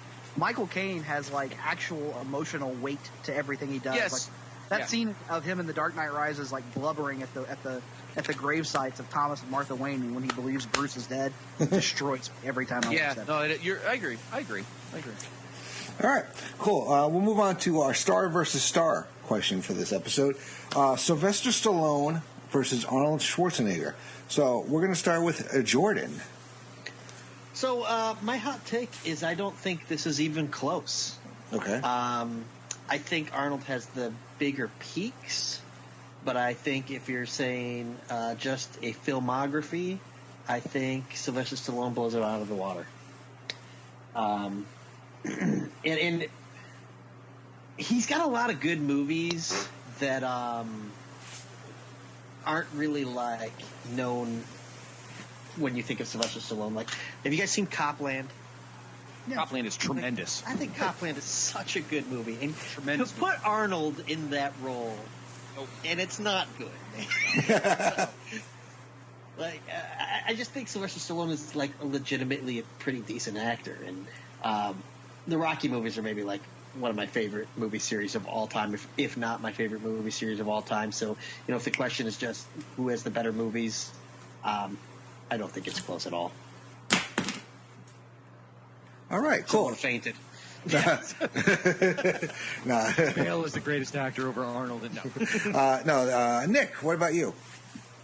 This was kind of tough because, I mean, if you're looking at it from a widespread, I guess, variety standpoint, I mean, like Jordan just said, you've got legitimate, great dramatic performances from Sylvester Stallone in the Rocky movies, Creed, both 1 and 2 recently. Yeah. And then a lot of people forget that first Rambo movie, First Blood, is kind of at its core a drama that's exploring like the effects of like PTSD, which I don't even know if we called it that, back at the time, but that's kind of what it is. But to me, when you compare these two, you're kind of comparing them as 80s action icons. And when I watch an 80s action movie, I want cheese, I want camp, I want Commando, essentially. So I'll take Arnold Schwarzenegger.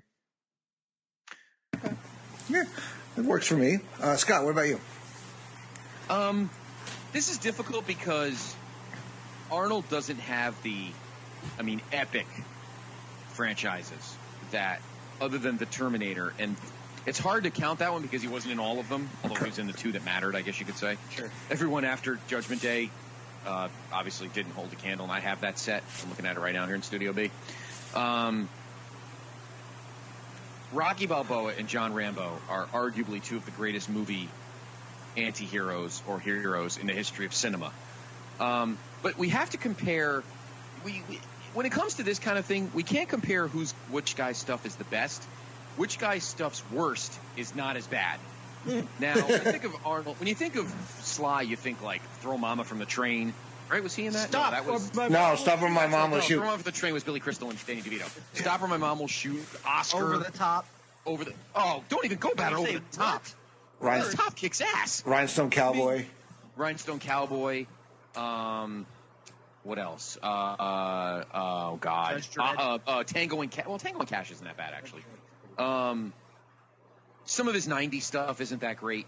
Arnold, some of Arnold's bad stuff fucking sucks. Yeah. And it's not even comedy. At least with Sly, only the comedy stuff isn't great. With Arnold, there's like some legit like drama. Look at the movie that he was promoting. Oh, and see the End of Days. End of Days, yeah. End of Days that he promoted, when he helped Vince win the world title on SmackDown. That movie was fucking terrible.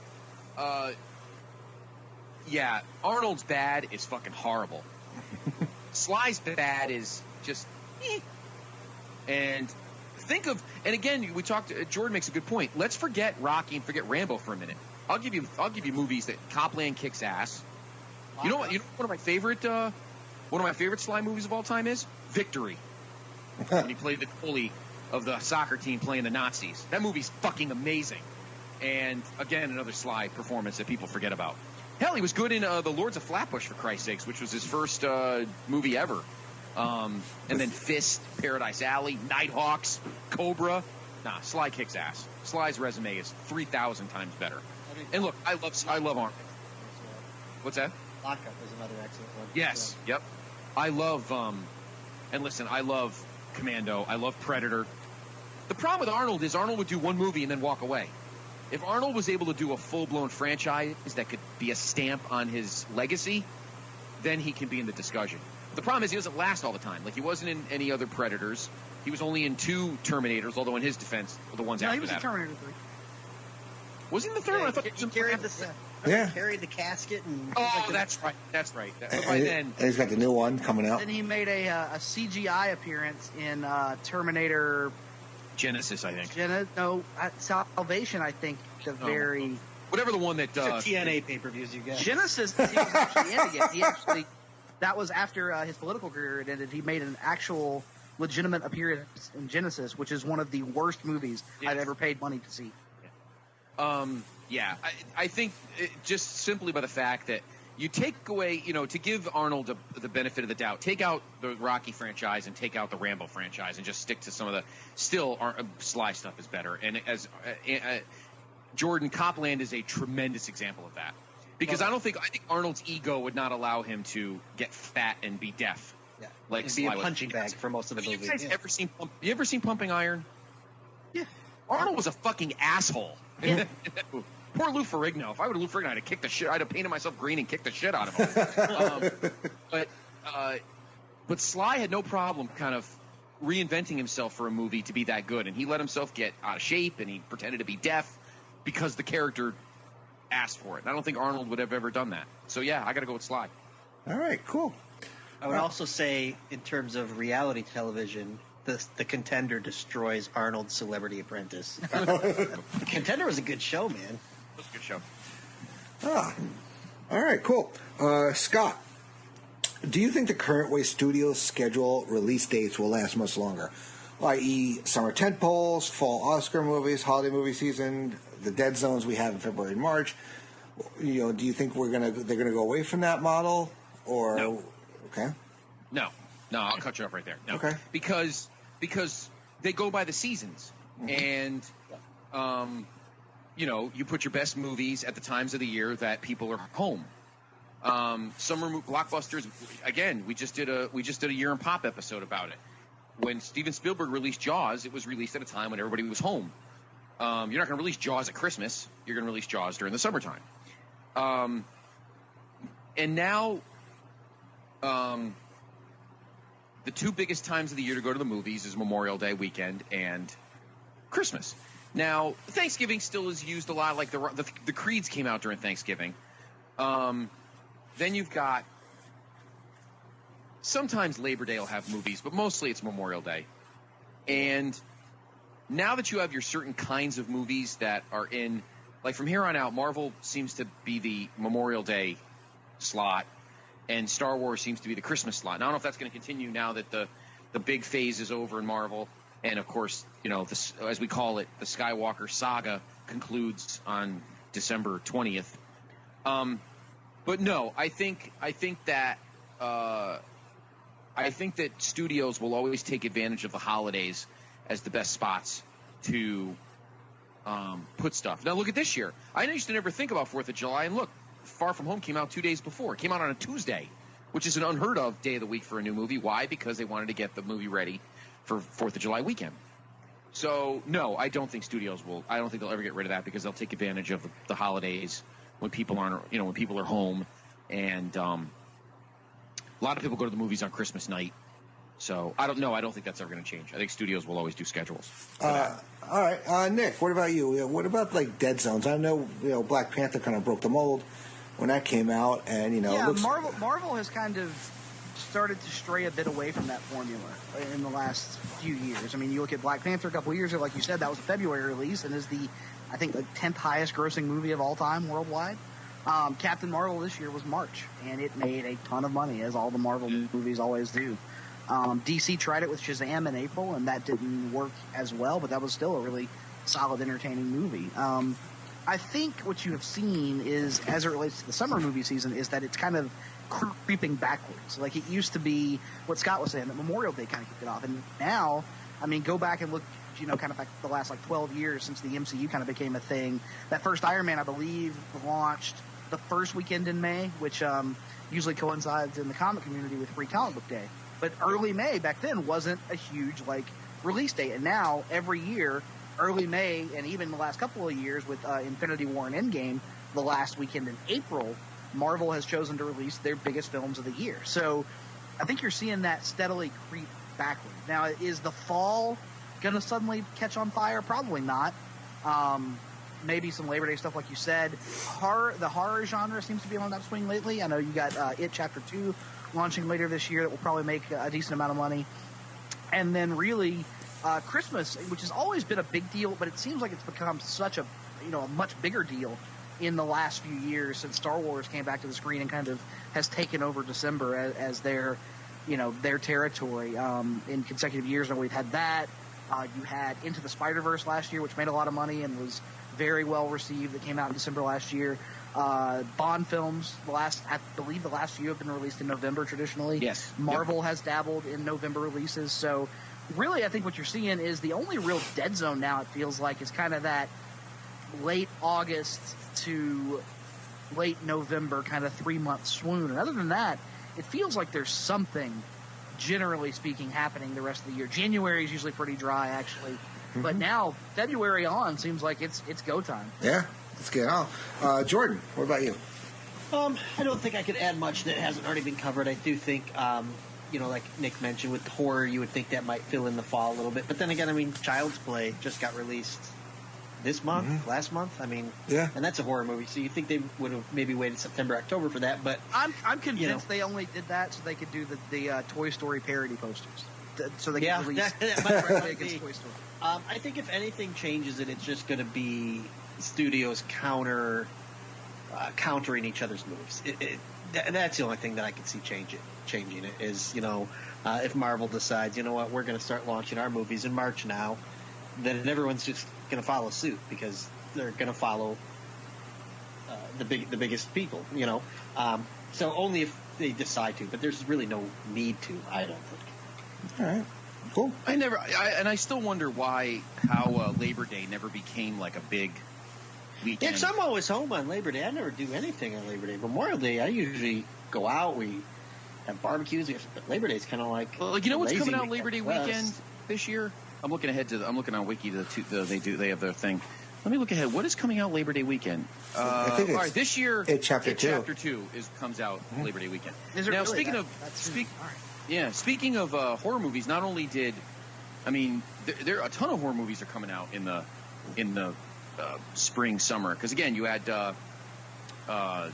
Annabelle Comes Home came out in June. You had Midsummer is coming out. That's already out. Came out already. Yeah, Came out last week. Crawl comes out this coming week. When's Chud come out? Speaking of other horror movies, The Lion King comes. No, I'm only kidding. And then Labor Day weekend is It Chapter 2, which I think will do pretty well.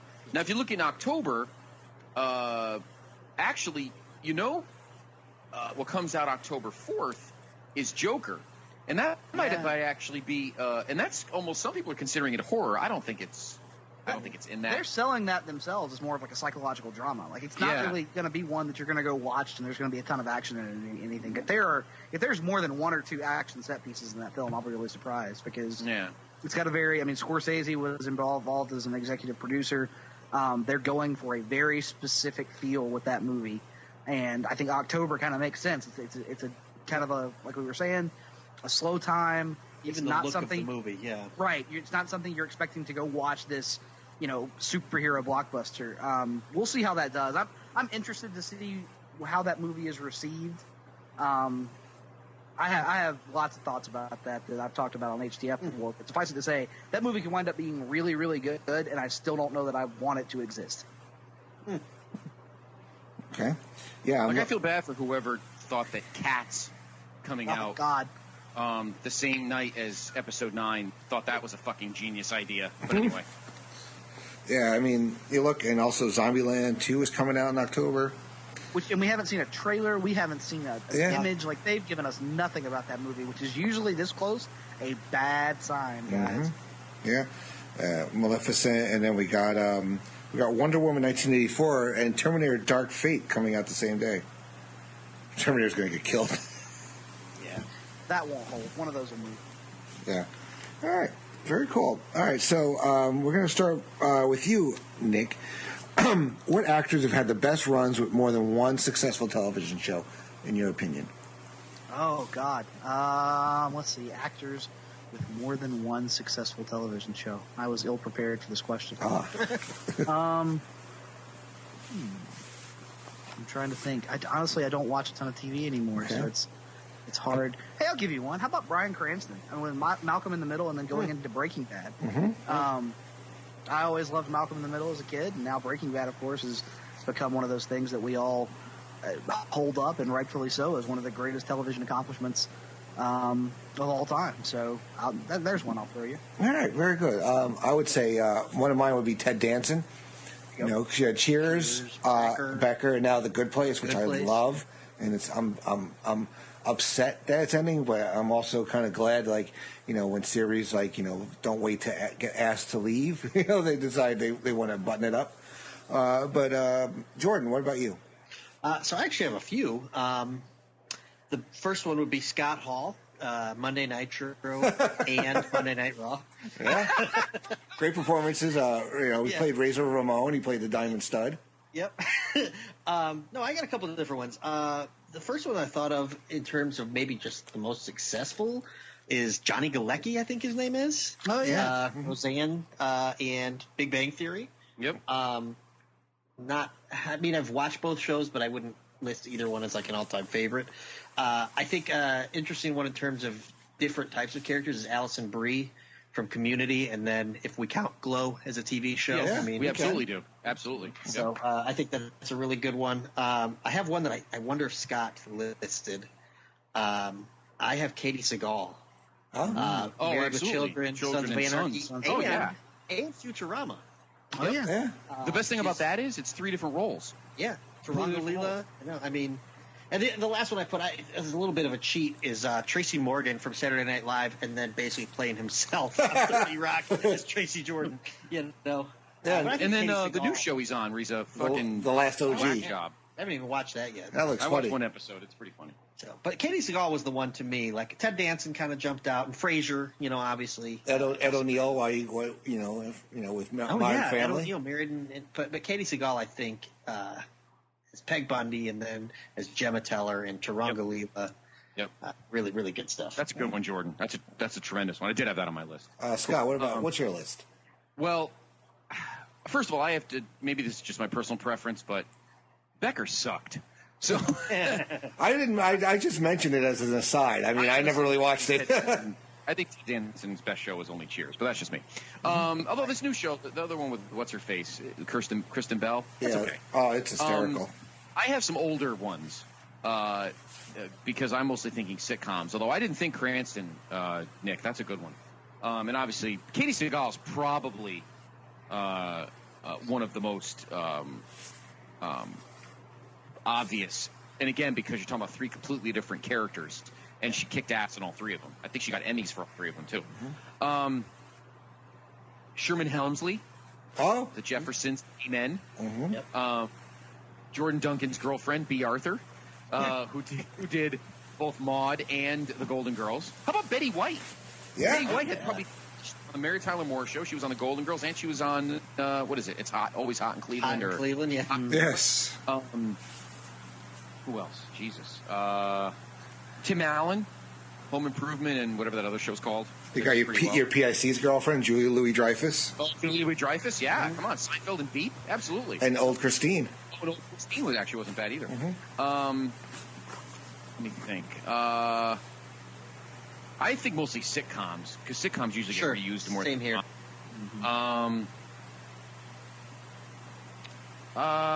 You know what? This is kind of a deep dive one, but I'll say Richard Dean Anderson, because he was MacGyver and he was in the TV version of Stargate, which did last 10 seasons. Yeah. So, the Hoff. Knight Rider and Baywatch. What about Matthew Fox, Party of Five, and then Lost? And Lost, yep. Years later. We're talking Knight Rider. What about Mr. Feeney? Knight Kit and Boy Meets World. That's right. I don't know what his real name is. William Daniels. William Daniels. Yeah. Tom Selleck, Magnum PI, and Blue Bloods. Sure. Then you had Bill Cosby, I Spy, The Cosby Show, and Cosby.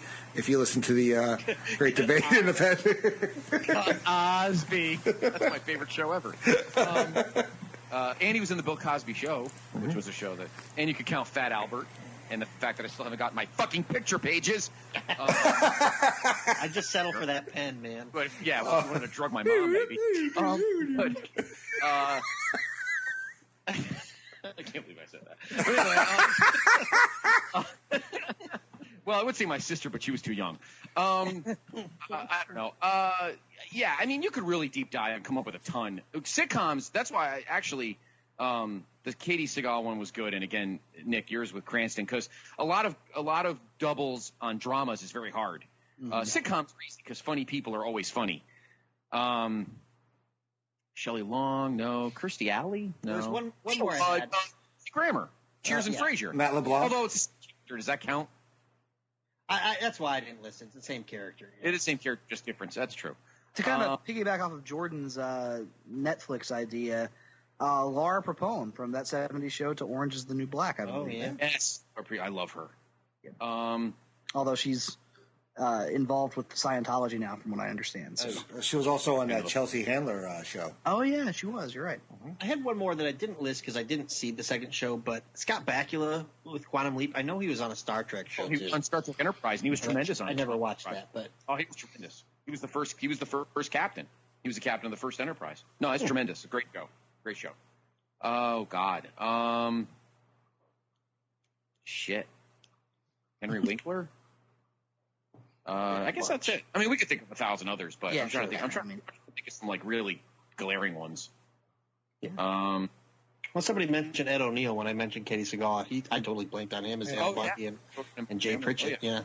Hey, how about Blossom? She showed up on Big Bang Theory. Yeah. Blossom and Big Bang Theory. Sure, sure. Yeah, lots of them. Even Kelly Cuoco with Doogie Howser and What's Your Mother? And Marnie. Oh yeah, absolutely. Yeah.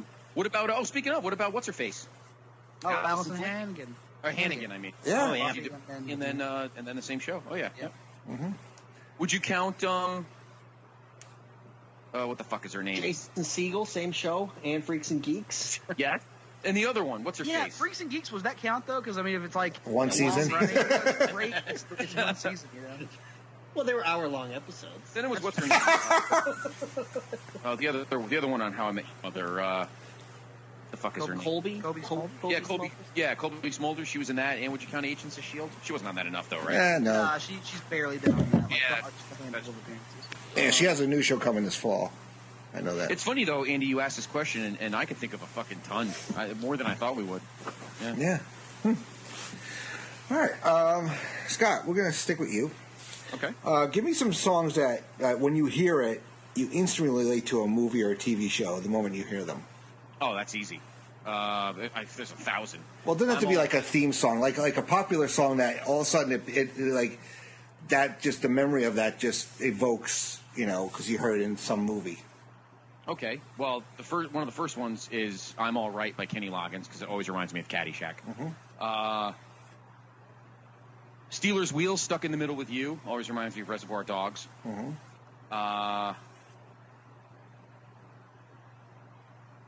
Joe Cocker with "A Little Help from My Friends" always reminds me of The Wonder Years.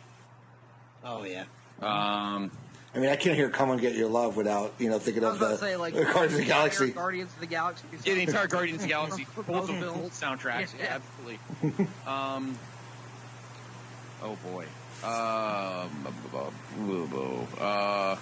The same thing can be said for like a large portion of the AC/DC catalog at this point too. Like now, that's forever connected to Iron Man for me. Yeah. Yep. Oh, yeah. Yep. I know this is vague because it was only in the trailer, but now every time I hear Zeppelin's "The Immigrant Song," I think of Thor Ragnarok. Oh, yeah. No, that was used twice in the movie as well. Yeah, it was, right? Pieces. Yeah. I'm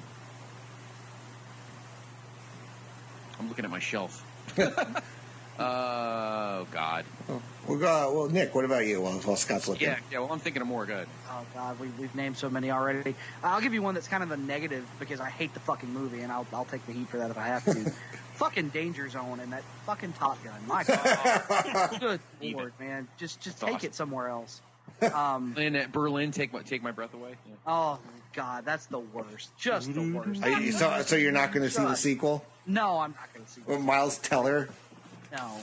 I saw him he was on Kimmel or something. They made him look like Anthony Edwards. I mean, he had the same mustache, the hair. He had colored his hair. He looked ridiculous. Oh. Yeah, I'm kind of trying to run through my movie collection through my head the same way Scott is. He's looking at his. I'm not actually looking at mine. Eye of the Tiger, man. Absolutely. Yeah. The Rocky films. Yep. That stands out. God, you could probably just pick a whole one from the Rocky franchise. I mean, Hearts on Fire. Hearts on Fire. Yep. There's No Easy Way Out. No Easy Way Out. So tremendous. Great one. The Who for CSI Yeah. Miami. Yeah. Great. You get a good what's his face?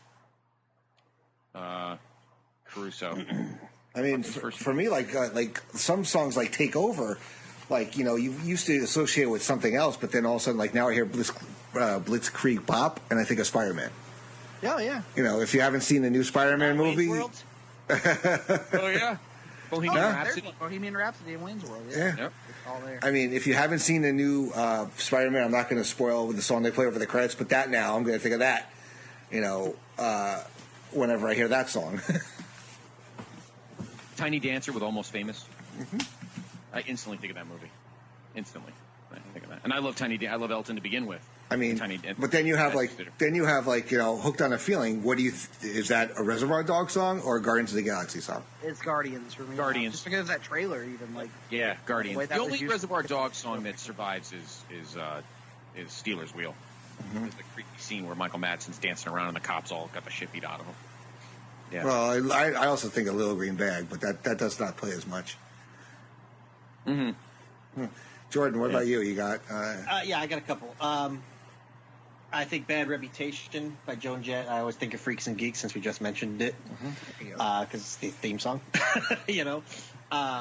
But one that's kind of weird for me is Ain't No Mountain High Enough. I think of Remember the Titans. Yes, good song. I love that And I'm movie. looking back, that's on my shelf right now too. Yep. Yeah. And here's one that's probably just because me and my dad thought it was the funny scene, but I had to look up the name of it. But Superstar by the Carpenters and Tommy Boy. Yes. When they're flipping through the radio station and this is stupid, and then it's like, oh, you can switch it, whatever, and then all of a sudden they're weeping and singing it together. So anytime I hear that song, and it was sung on American Idol by 800 contestants, all I could think of was Tommy Boy. So one that's a bit more obscure, or at least the connection is, pretty much anytime I hear Hank Williams Jr.'s All My Rowdy Friends Are Coming Over Tonight, not only do I think of Monday Night Football, but I also think of Hulk Hogan foiling an armed robbery by throwing plates of food in No Holds Barred. Yes. Wow. Deep dive. All right, Scott, you think of any more? I'm sure you're going to hit me with a list tomorrow. What's the cover by Neil Diamond? Girl, you'll be a woman. Oh yeah, Urge Who the fuck Overkill. sings that? Urge Who the fuck Overkill. sings that? Oh, Urge Overkill. Yes, their version, not obviously Neil's version. Yeah, from Pulp Fiction. Oh, Dude Looks Like a Lady from Mrs. Doubtfire. Yes. Oh, speaking of Aerosmith, Dream On, when they put it in Miracle. Yeah, I always think of the Olympic team now. Yeah. Awesome, great stuff. All right, almost concluding, but since again, I go to my guest strength since we have the grill master of Place to Be Nation, Nick. What is the best steak for grilling in your opinion? Tomahawk ribeye. If you're not familiar with the tomahawk ribeye, it's about 3 inches thick. I like my steak. Usually when I go to a restaurant, I will instruct them to cook the steak as rare as they are legally allowed to serve it to me. So That is what I like to do on mine. Throw it on the smoker to actually make sure it gets cooked all the way through, and then sear it on the outside so it's still got that hot pink center to it. So tomahawk ribeye is mine, but it's kind of a special occasion because I think one you down here usually runs us about $33 or something like that before we even actually cook the thing. So, but yeah, that's my preferred. We have a local place up here, Stu Leonard's, and I eye it every time. And I'm like, one day. One day, I mean, it goes on sale for like $9.99 a pound. Yeah. And I'm like, one day I'm going to have an occasion. Pounds, so I know. I know. Fast. I'm like, one day I'm going to buy that sucker and I'm going to cook it up for me and my pops. Yeah, that's what I'll do. Is like, I can justify it a little bit more if it's like me and the wife are going to split it in a bottle of wine or something for a special occasion or something like that. So it's 2 or 3 times a year probably we'll go in on one. So. Well, what's your more on the regular? I'm a ribeye guy, just the marbling that goes all the way through it. I'm not a big fan of actual T-bones and stuff like that. I don't like to have to fool with the bone and that kind of thing. And the ribeye just has, to me, the best proportion of like fat marbled throughout to the actual red meat content. Jordan, what about you? I mean, I am a ribeye fan as well. I was hoping I wouldn't have to answer before Nick because I wouldn't want to give an answer and then look foolish. So what I actually did is I planned, and I sold the next 30 seconds to Chris Jericho, who would now like to talk about Omaha steaks. But yeah, I'm not really a steak snob. If a steak is on the grill, I'm going to eat it and I'm going to like it. I must admit, like, those are my preferred, but I will eat just about any kind of steak. I mean, my wife and I started dating because she was working at a shitty steakhouse in our college town, and I ate, a ton of crappy-ass 6-ounce sirloins off that menu just because it was the cheapest thing, the cheapest steak on their menu, and she worked there. So right. Yeah, we went out to lunch yesterday, and I was not liking anything on the menu, and I just got the sirloin steak because it's going to be a steak, so I'll at least like that, So. Yeah, for me, my favorite, and it's gotten a little more pricey in recent years, a skirt steak. I just love the amount of flavor and skirt steaks are juice. Great. Juice. Skirt steaks used to be garbage meat. Yeah, exactly. And now it's like fucking $8.99 a pound. Yeah, that's one of the things I grew up on because it was cheap at the time. My parents, were. It got very popular in the use of like other dishes. It got very popular in like tacos and things like that. Yes. And so, supply and demand kind of thing, where skirt steak now costs so much because so many more people are wanting to eat it and use it in different ways that it probably wasn't used in 20, 30 years ago. I see it chimichurri skirt steak on lots of menus in like Venezuelan type places, and it's also my preferred steak for steak and eggs. Like how you have leftover steak in the fridge, and you're just like, I'm cooking up some scrambled eggs, and I'm just sear that sucker just enough to get it warm. Scott, what about you? I'm again as a proud, vegan-hating carnivore.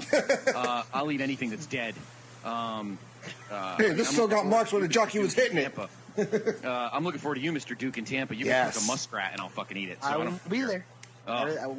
We have secured lodging. We are good to go, sir.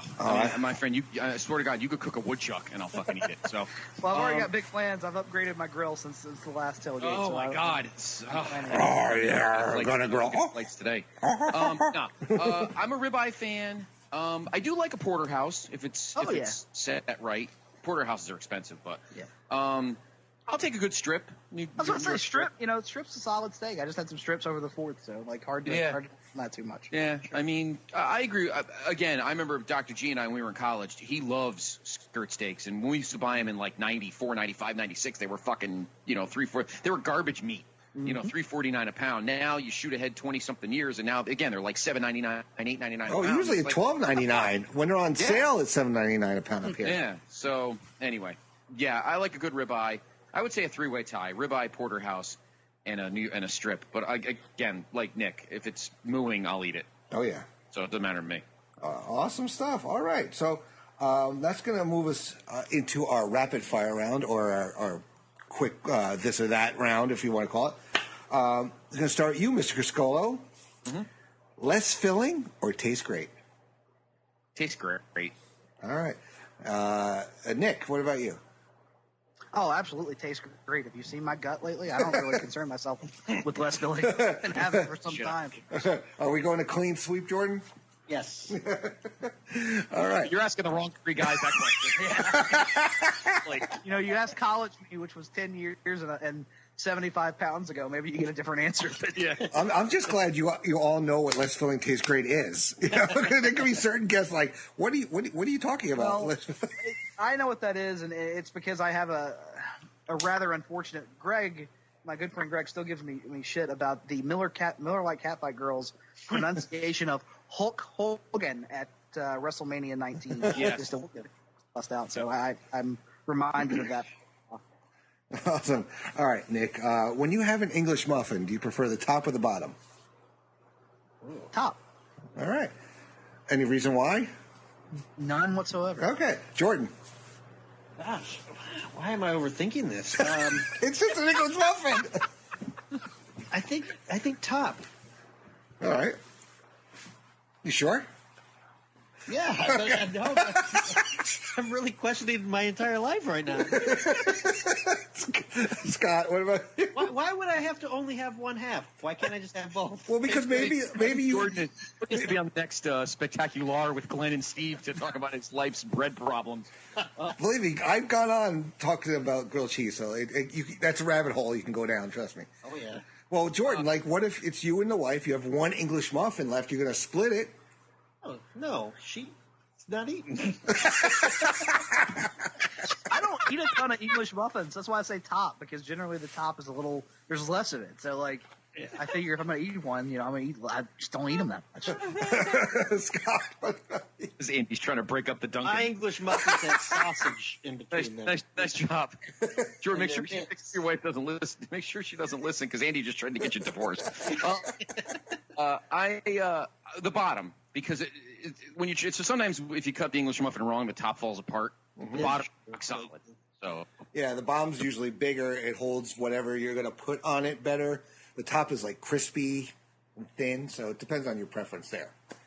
Crumbly. All right, Jordan, sauerkraut or relish?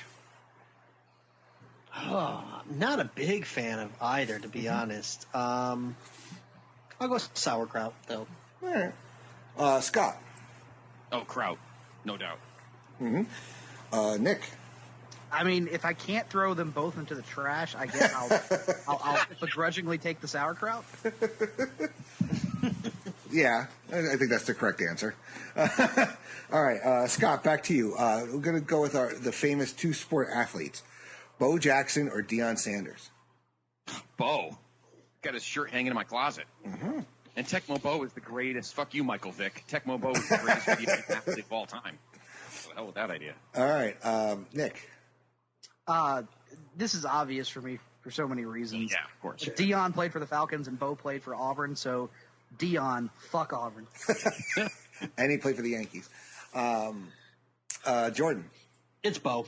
Yep. Mm-hmm. Sorry, Nick. I mean, I get it. I understand that everyone else is going to go that way.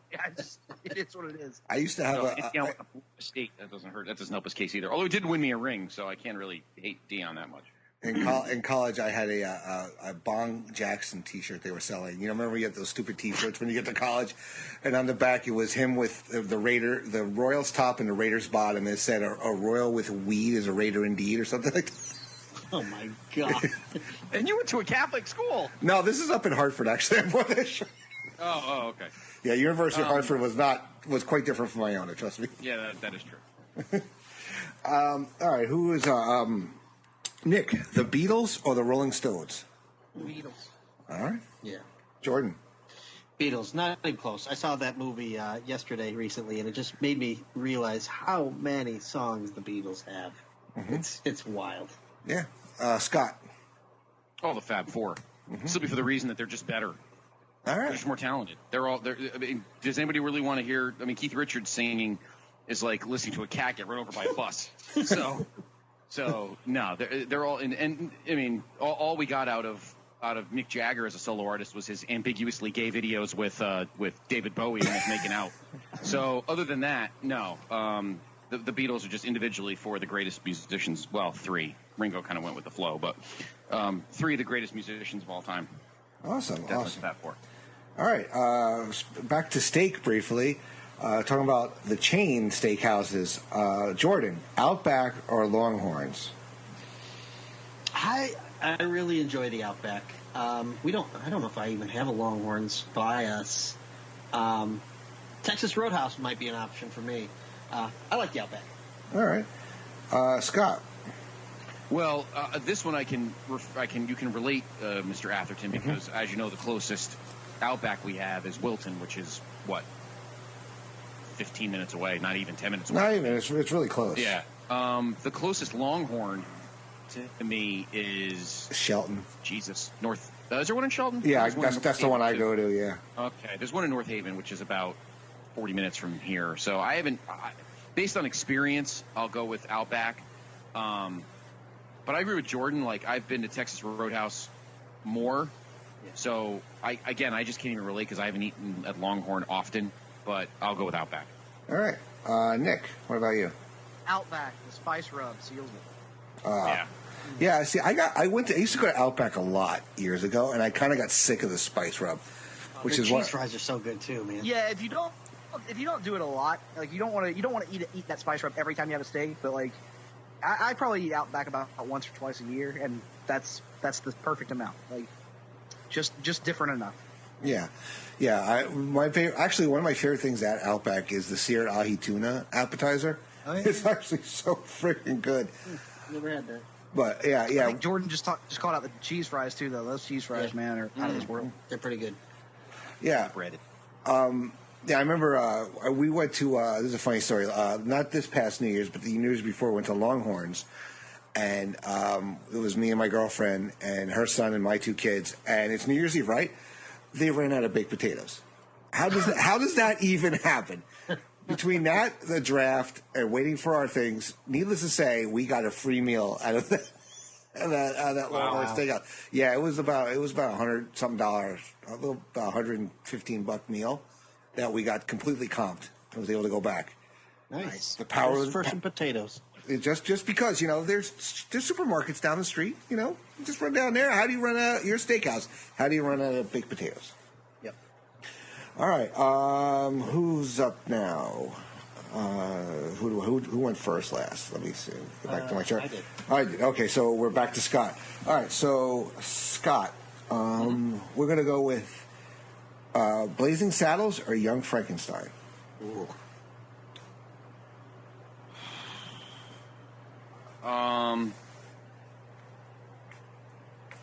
I think based on just it's more quotable, even if it's ridiculously offensive, I've got to go with Blazing Saddles. All right. Jameis Lamar, you use your tongue better than a $20 whore. I mean, that's just a great fucking line. Excuse me while I whip this out. I mean, it's just Mongo only porn and game of life. Yeah. Young Frankenstein's a tremendous movie. Walk this way. Speaking of walk this way. But I don't know, Blazing Saddles just because it's probably just more offensive, I think. I don't know. Good movie, though. Both great movies, though. Nick, what about you? I'll go Young Frankenstein because I think I've seen it far less. So if you want me to choose one to watch right now, I'd probably throw Young Frankenstein on. Okay. Jordan. I will go with Young Frankenstein because of Terry Garr. Over Madeline Kahn?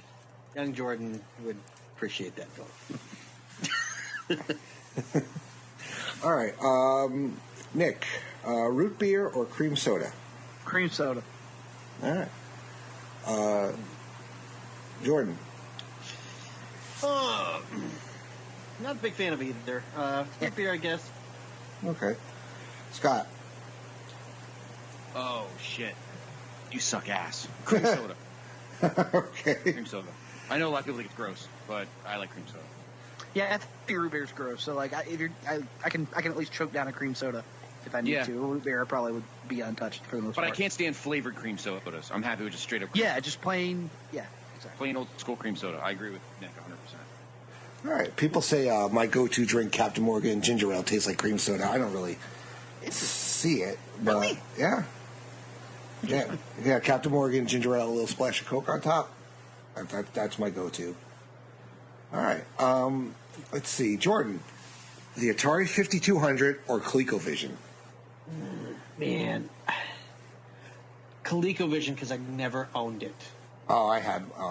Yeah. I have mine. Yeah, I used to It was one of those like just sold I it a only couple got to years play ago. it at like 2 friends' houses, so like the desire was always there. Yeah. Awesome, Scott. What's funny is I owned neither. I actually, my first video game system was an Intellivision. So I would probably have to say Atari because again, like Jordan, I saw ColecoVision from afar, but I played Atari a hell of a lot more than I played ColecoVision. So I'm going to say Atari. All right. Nick. Atari. It was my first video game system. There was actually... That Atari predates my memory in our house. So, like, it was there when I can, like, it was easily the first system I ever picked up. I still have memories of trying to play E.T. the Extraterrestrial with my brother. Oh, you poor bastard. That's called trauma, not a Yeah, that poor bastard. By the way, great documentary. Was that a 5200 or a 2600? That was 26. Yeah, because we were talking about because the 2600 was really comparable to like, television. The 5200 was really what was the answer to ColecoVision really when that came out. Great documentary, by the way, on I think it's on Netflix of the whole story behind the ET video game and where all the fucking where all the excess games are in New Mexico or Arizona or the fuck it is. I think it's New Mexico. Yeah, no, great documentary on Netflix about it. All right, Jordan, Pitcher's Duel or Slugfest? Oh, Slugfest for me. Not even close. Scott? I'm used to pitchers' duels because being a National League fan, and Nick could relate to this with the incredible pitching he's had over the last 25 years. I'm used to pitching duels, so I'll go with that. I think there's more drama when there's less runs. Okay. Nick? In the 90s, pitchers' duels, and today, Slugfest. All right. And one last bonus one. I don't usually do 3-choice questions, but what the hell? Nick, rock, paper, or scissors? Always rock. Always rock. All right, Jordan. Yeah, the rock. Scott? Rock, Edward Scissorhands. No. That was my thought after I said that. I don't know. What the fuck are you, Rorschach? Jesus Christ. What does this piece of shit look like? Oh, it looks like a Boeing 747. No. It looks like a big Tylenol. No. Looks like a hat or a brooch or a pterodactyl. A pterodactyl. Scissors. All right. Very cool. Awesome job, guys. And a great episode. Like I said earlier, I love it when I have people on that know their shit. So we're going to go around the horn, see what everybody's got coming up.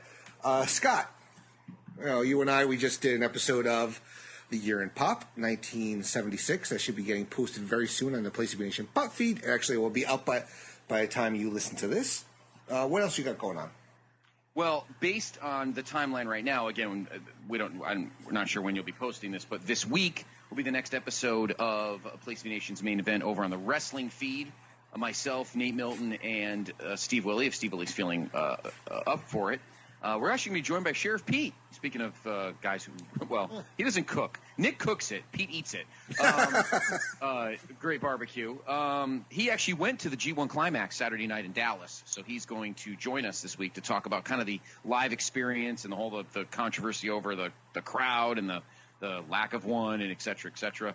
Plus, we're going to do a couple of New Japan Classic match picks. So, so that'll be this week. Next week, the 1 week after we're recording now, myself and my PIC return after a long hiatus for the next episode of the Place to Be podcast. I don't know exactly what the hell we're recording. I think it's a house show. It's been so long, I don't even know what the heck we're doing. It's a wrestling show. It's a show with wrestlers and lots of bad pop culture references to music and shitty football. Now, here we go, Vintage Vault show list.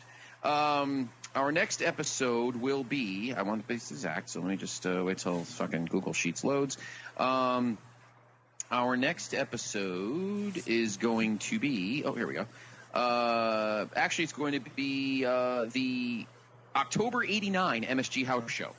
And we'll have myself, my PIC, and a special guest. I won't say who it is, but he'll be making his return to the seat. So that'll be coming up next week. And, got a lot of stuff on the horizon. I got a couple of. Is it Joseph Stone? Joseph. No, it's not Aubrey either. But no, is it the mush? It's not. No, God, absolutely not. The mush. We'll talk about the statistical probabilities of match lengths. No, but I know we have a couple of Pop Goes the Movies on the horizon. Myself and the aforementioned Jenny, who could I turn to? We're actually going to do Crawl, which is the alligator horror movie. And myself and Mr. D'Amato down the line will be doing probably Once Upon a Time. Well, we'll definitely be doing Once Upon a Time in Hollywood. So that'll be on the horizon as well. So a lot of stuff coming up on both feeds. All right, Nick, what's going on over at Honolulu Plaza up in Vancouver, British Columbia? Well done, sir. As I mentioned earlier, we are in the midst of Spider-Man month, or Spider Month, as I prefer to call it. Like I said, we got our top 5 Spider-Man villains countdown out there. We're going to have our Far From Home review coming up. We are going to take an off-the-page looking back at the Sam Raimi Spider-Man movie from 2002, the first one. And then we're going to wrap it up with a long book hunt on Craven's Last Hunt, one of the most iconic Spider-Man stories of all time. So got a full slate of activities related to Spider-Man on Hard Traveling Fanboys. Marvel Age Podcast, 1971 Part 2 just dropped, and we should have 1971 Part 3 within the next couple to few weeks. Got to wait for Todd to get back from his Hawaiian vacation. And then as far as What If Wrestling goes, Greg and I are actually going to be shacking up in a hotel room in Jacksonville this upcoming weekend. So we should have an opportunity to knock a couple of those out as we attend AEW's Fight for the Fallen this weekend. Nice. Cool. Nice. And WWE Reimagined is stealing your idea, by the way. Yeah, I have to watch that still. I must say the video that I saw on Facebook was quite well done, I thought. Yeah, I saw a few seconds of it. I'll get.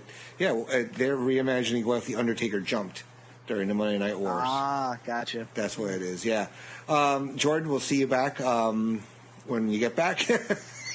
Yeah. So I mean, all jokes aside, obviously some personal life took over.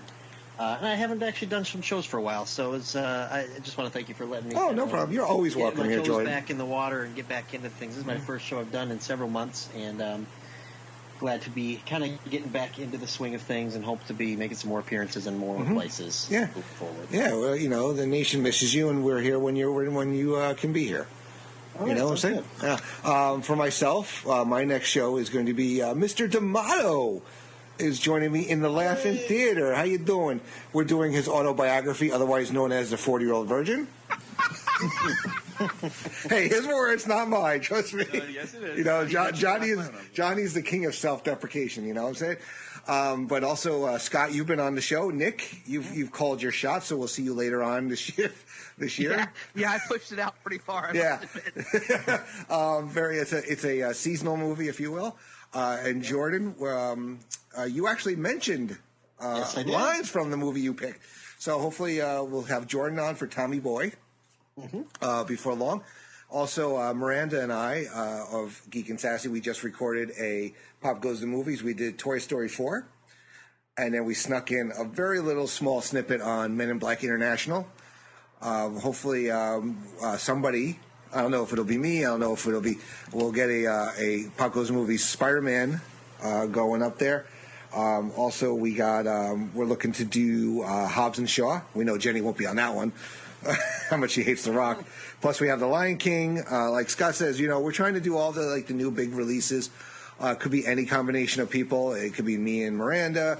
It could be Scott and John. Could be me and Scott and Jenny. Who knows? We're trying to get Russell in there. Nick is always invited. Jordan, you want to come on? Come on. Greg, Reesh, Todd, everybody. We have a whole great crew of movie fans here at Place to Be Nation, and we just want to get you guys some content. So, and then also coming up, Looking Forward, Looking Back is going to have a bunch of new episodes over the next few months. We're going to do a sports-only episode, our first sports one. We're going to look forward to the NFL season and look back at the NBA and NHL seasons. The guests are still to be determined. Should have another great debate done by the end of the summer. And also we will be doing our big fall and winter movie preview. That will be at the end of August. And I will be making my debut as a host over on the wrestling feed and a brand new show. But of course, they'll take 10 guesses on who the first guest will be. But it's a little different from all the other shows on there, and we're going to kind of like look at one wrestler and see how that wrestler evolved over their career. Basically, Brad Armstrong. In a nutshell, yes, we're going to look at what was he, Arachnaman, and he was Candyman. Yes, lots of mans in there. So we're working that out on when that's going to go up. That's going to be a quarterly show, if you will, over there on the wrestling feed. So look forward to that coming up in the next month or two. But until then, I'd like to add one more, actually. Okay, go ahead, Scott. And I talked about it with you. I know we want to get out of here. It's okay. That I talked about with you today, and Nikki D. I would definitely want you to be on this. I think, as everyone knows, I'm pretty much the entire legacy of the Star Wars franchise has been my life. When Episode 4 came out, I was 4, and so I don't want to say I'm getting emotional, but from a pop culture perspective, December 20th is going to be a very special day for me because Episode 9 is pretty much the end of what would be the proper saga of my life, in essence, as a Star Wars fan. So I've been kicking around the idea of, instead of doing a Pop Goes the Movies and do a recap of, I'm sure we're going to be doing one, and I'm sure I'll be on it. But I think I'd like to do a special podcast special, and it won't be a blast, it's going to be pretty long, on the legacy of the Star Wars franchise. It's going to be pretty heady, so pack a lunch day for the day. I'm anticipating a nice cachet of Star Wars studs. So I'm going to pool some people, and I think it's going to be. I'd like to make it one of the most epic pop culture podcasts we ever do because, like you guys did, Nick, and during when you guys talked about the legacy of the Marvel of the MCU. I would similarly like to do that with the Star Wars franchise. It's the franchise I grew up with. It was the most. I owned more Star Wars toys than I did wrestling stuff. So stay tuned for that. That'll probably be sometime in November. But I'm going to start polling people to come on now. So look out for that down the line. Awesome. Yeah, really looking forward to it. Whether I'm on it or not, I'm going to listen. Awesome. So anyway, I want to thank you guys. Great episode. Thank you to Jordan Duncan, to Nick Duke, and Scott Criscuolo. I'm Andy Atherton. So go over to our Facebook pages, vote in the Greatest Song of the 80s tournament, PlaceToBeNation.com, both feeds, check everything out, and we'll see you on the next show. Take care, everybody.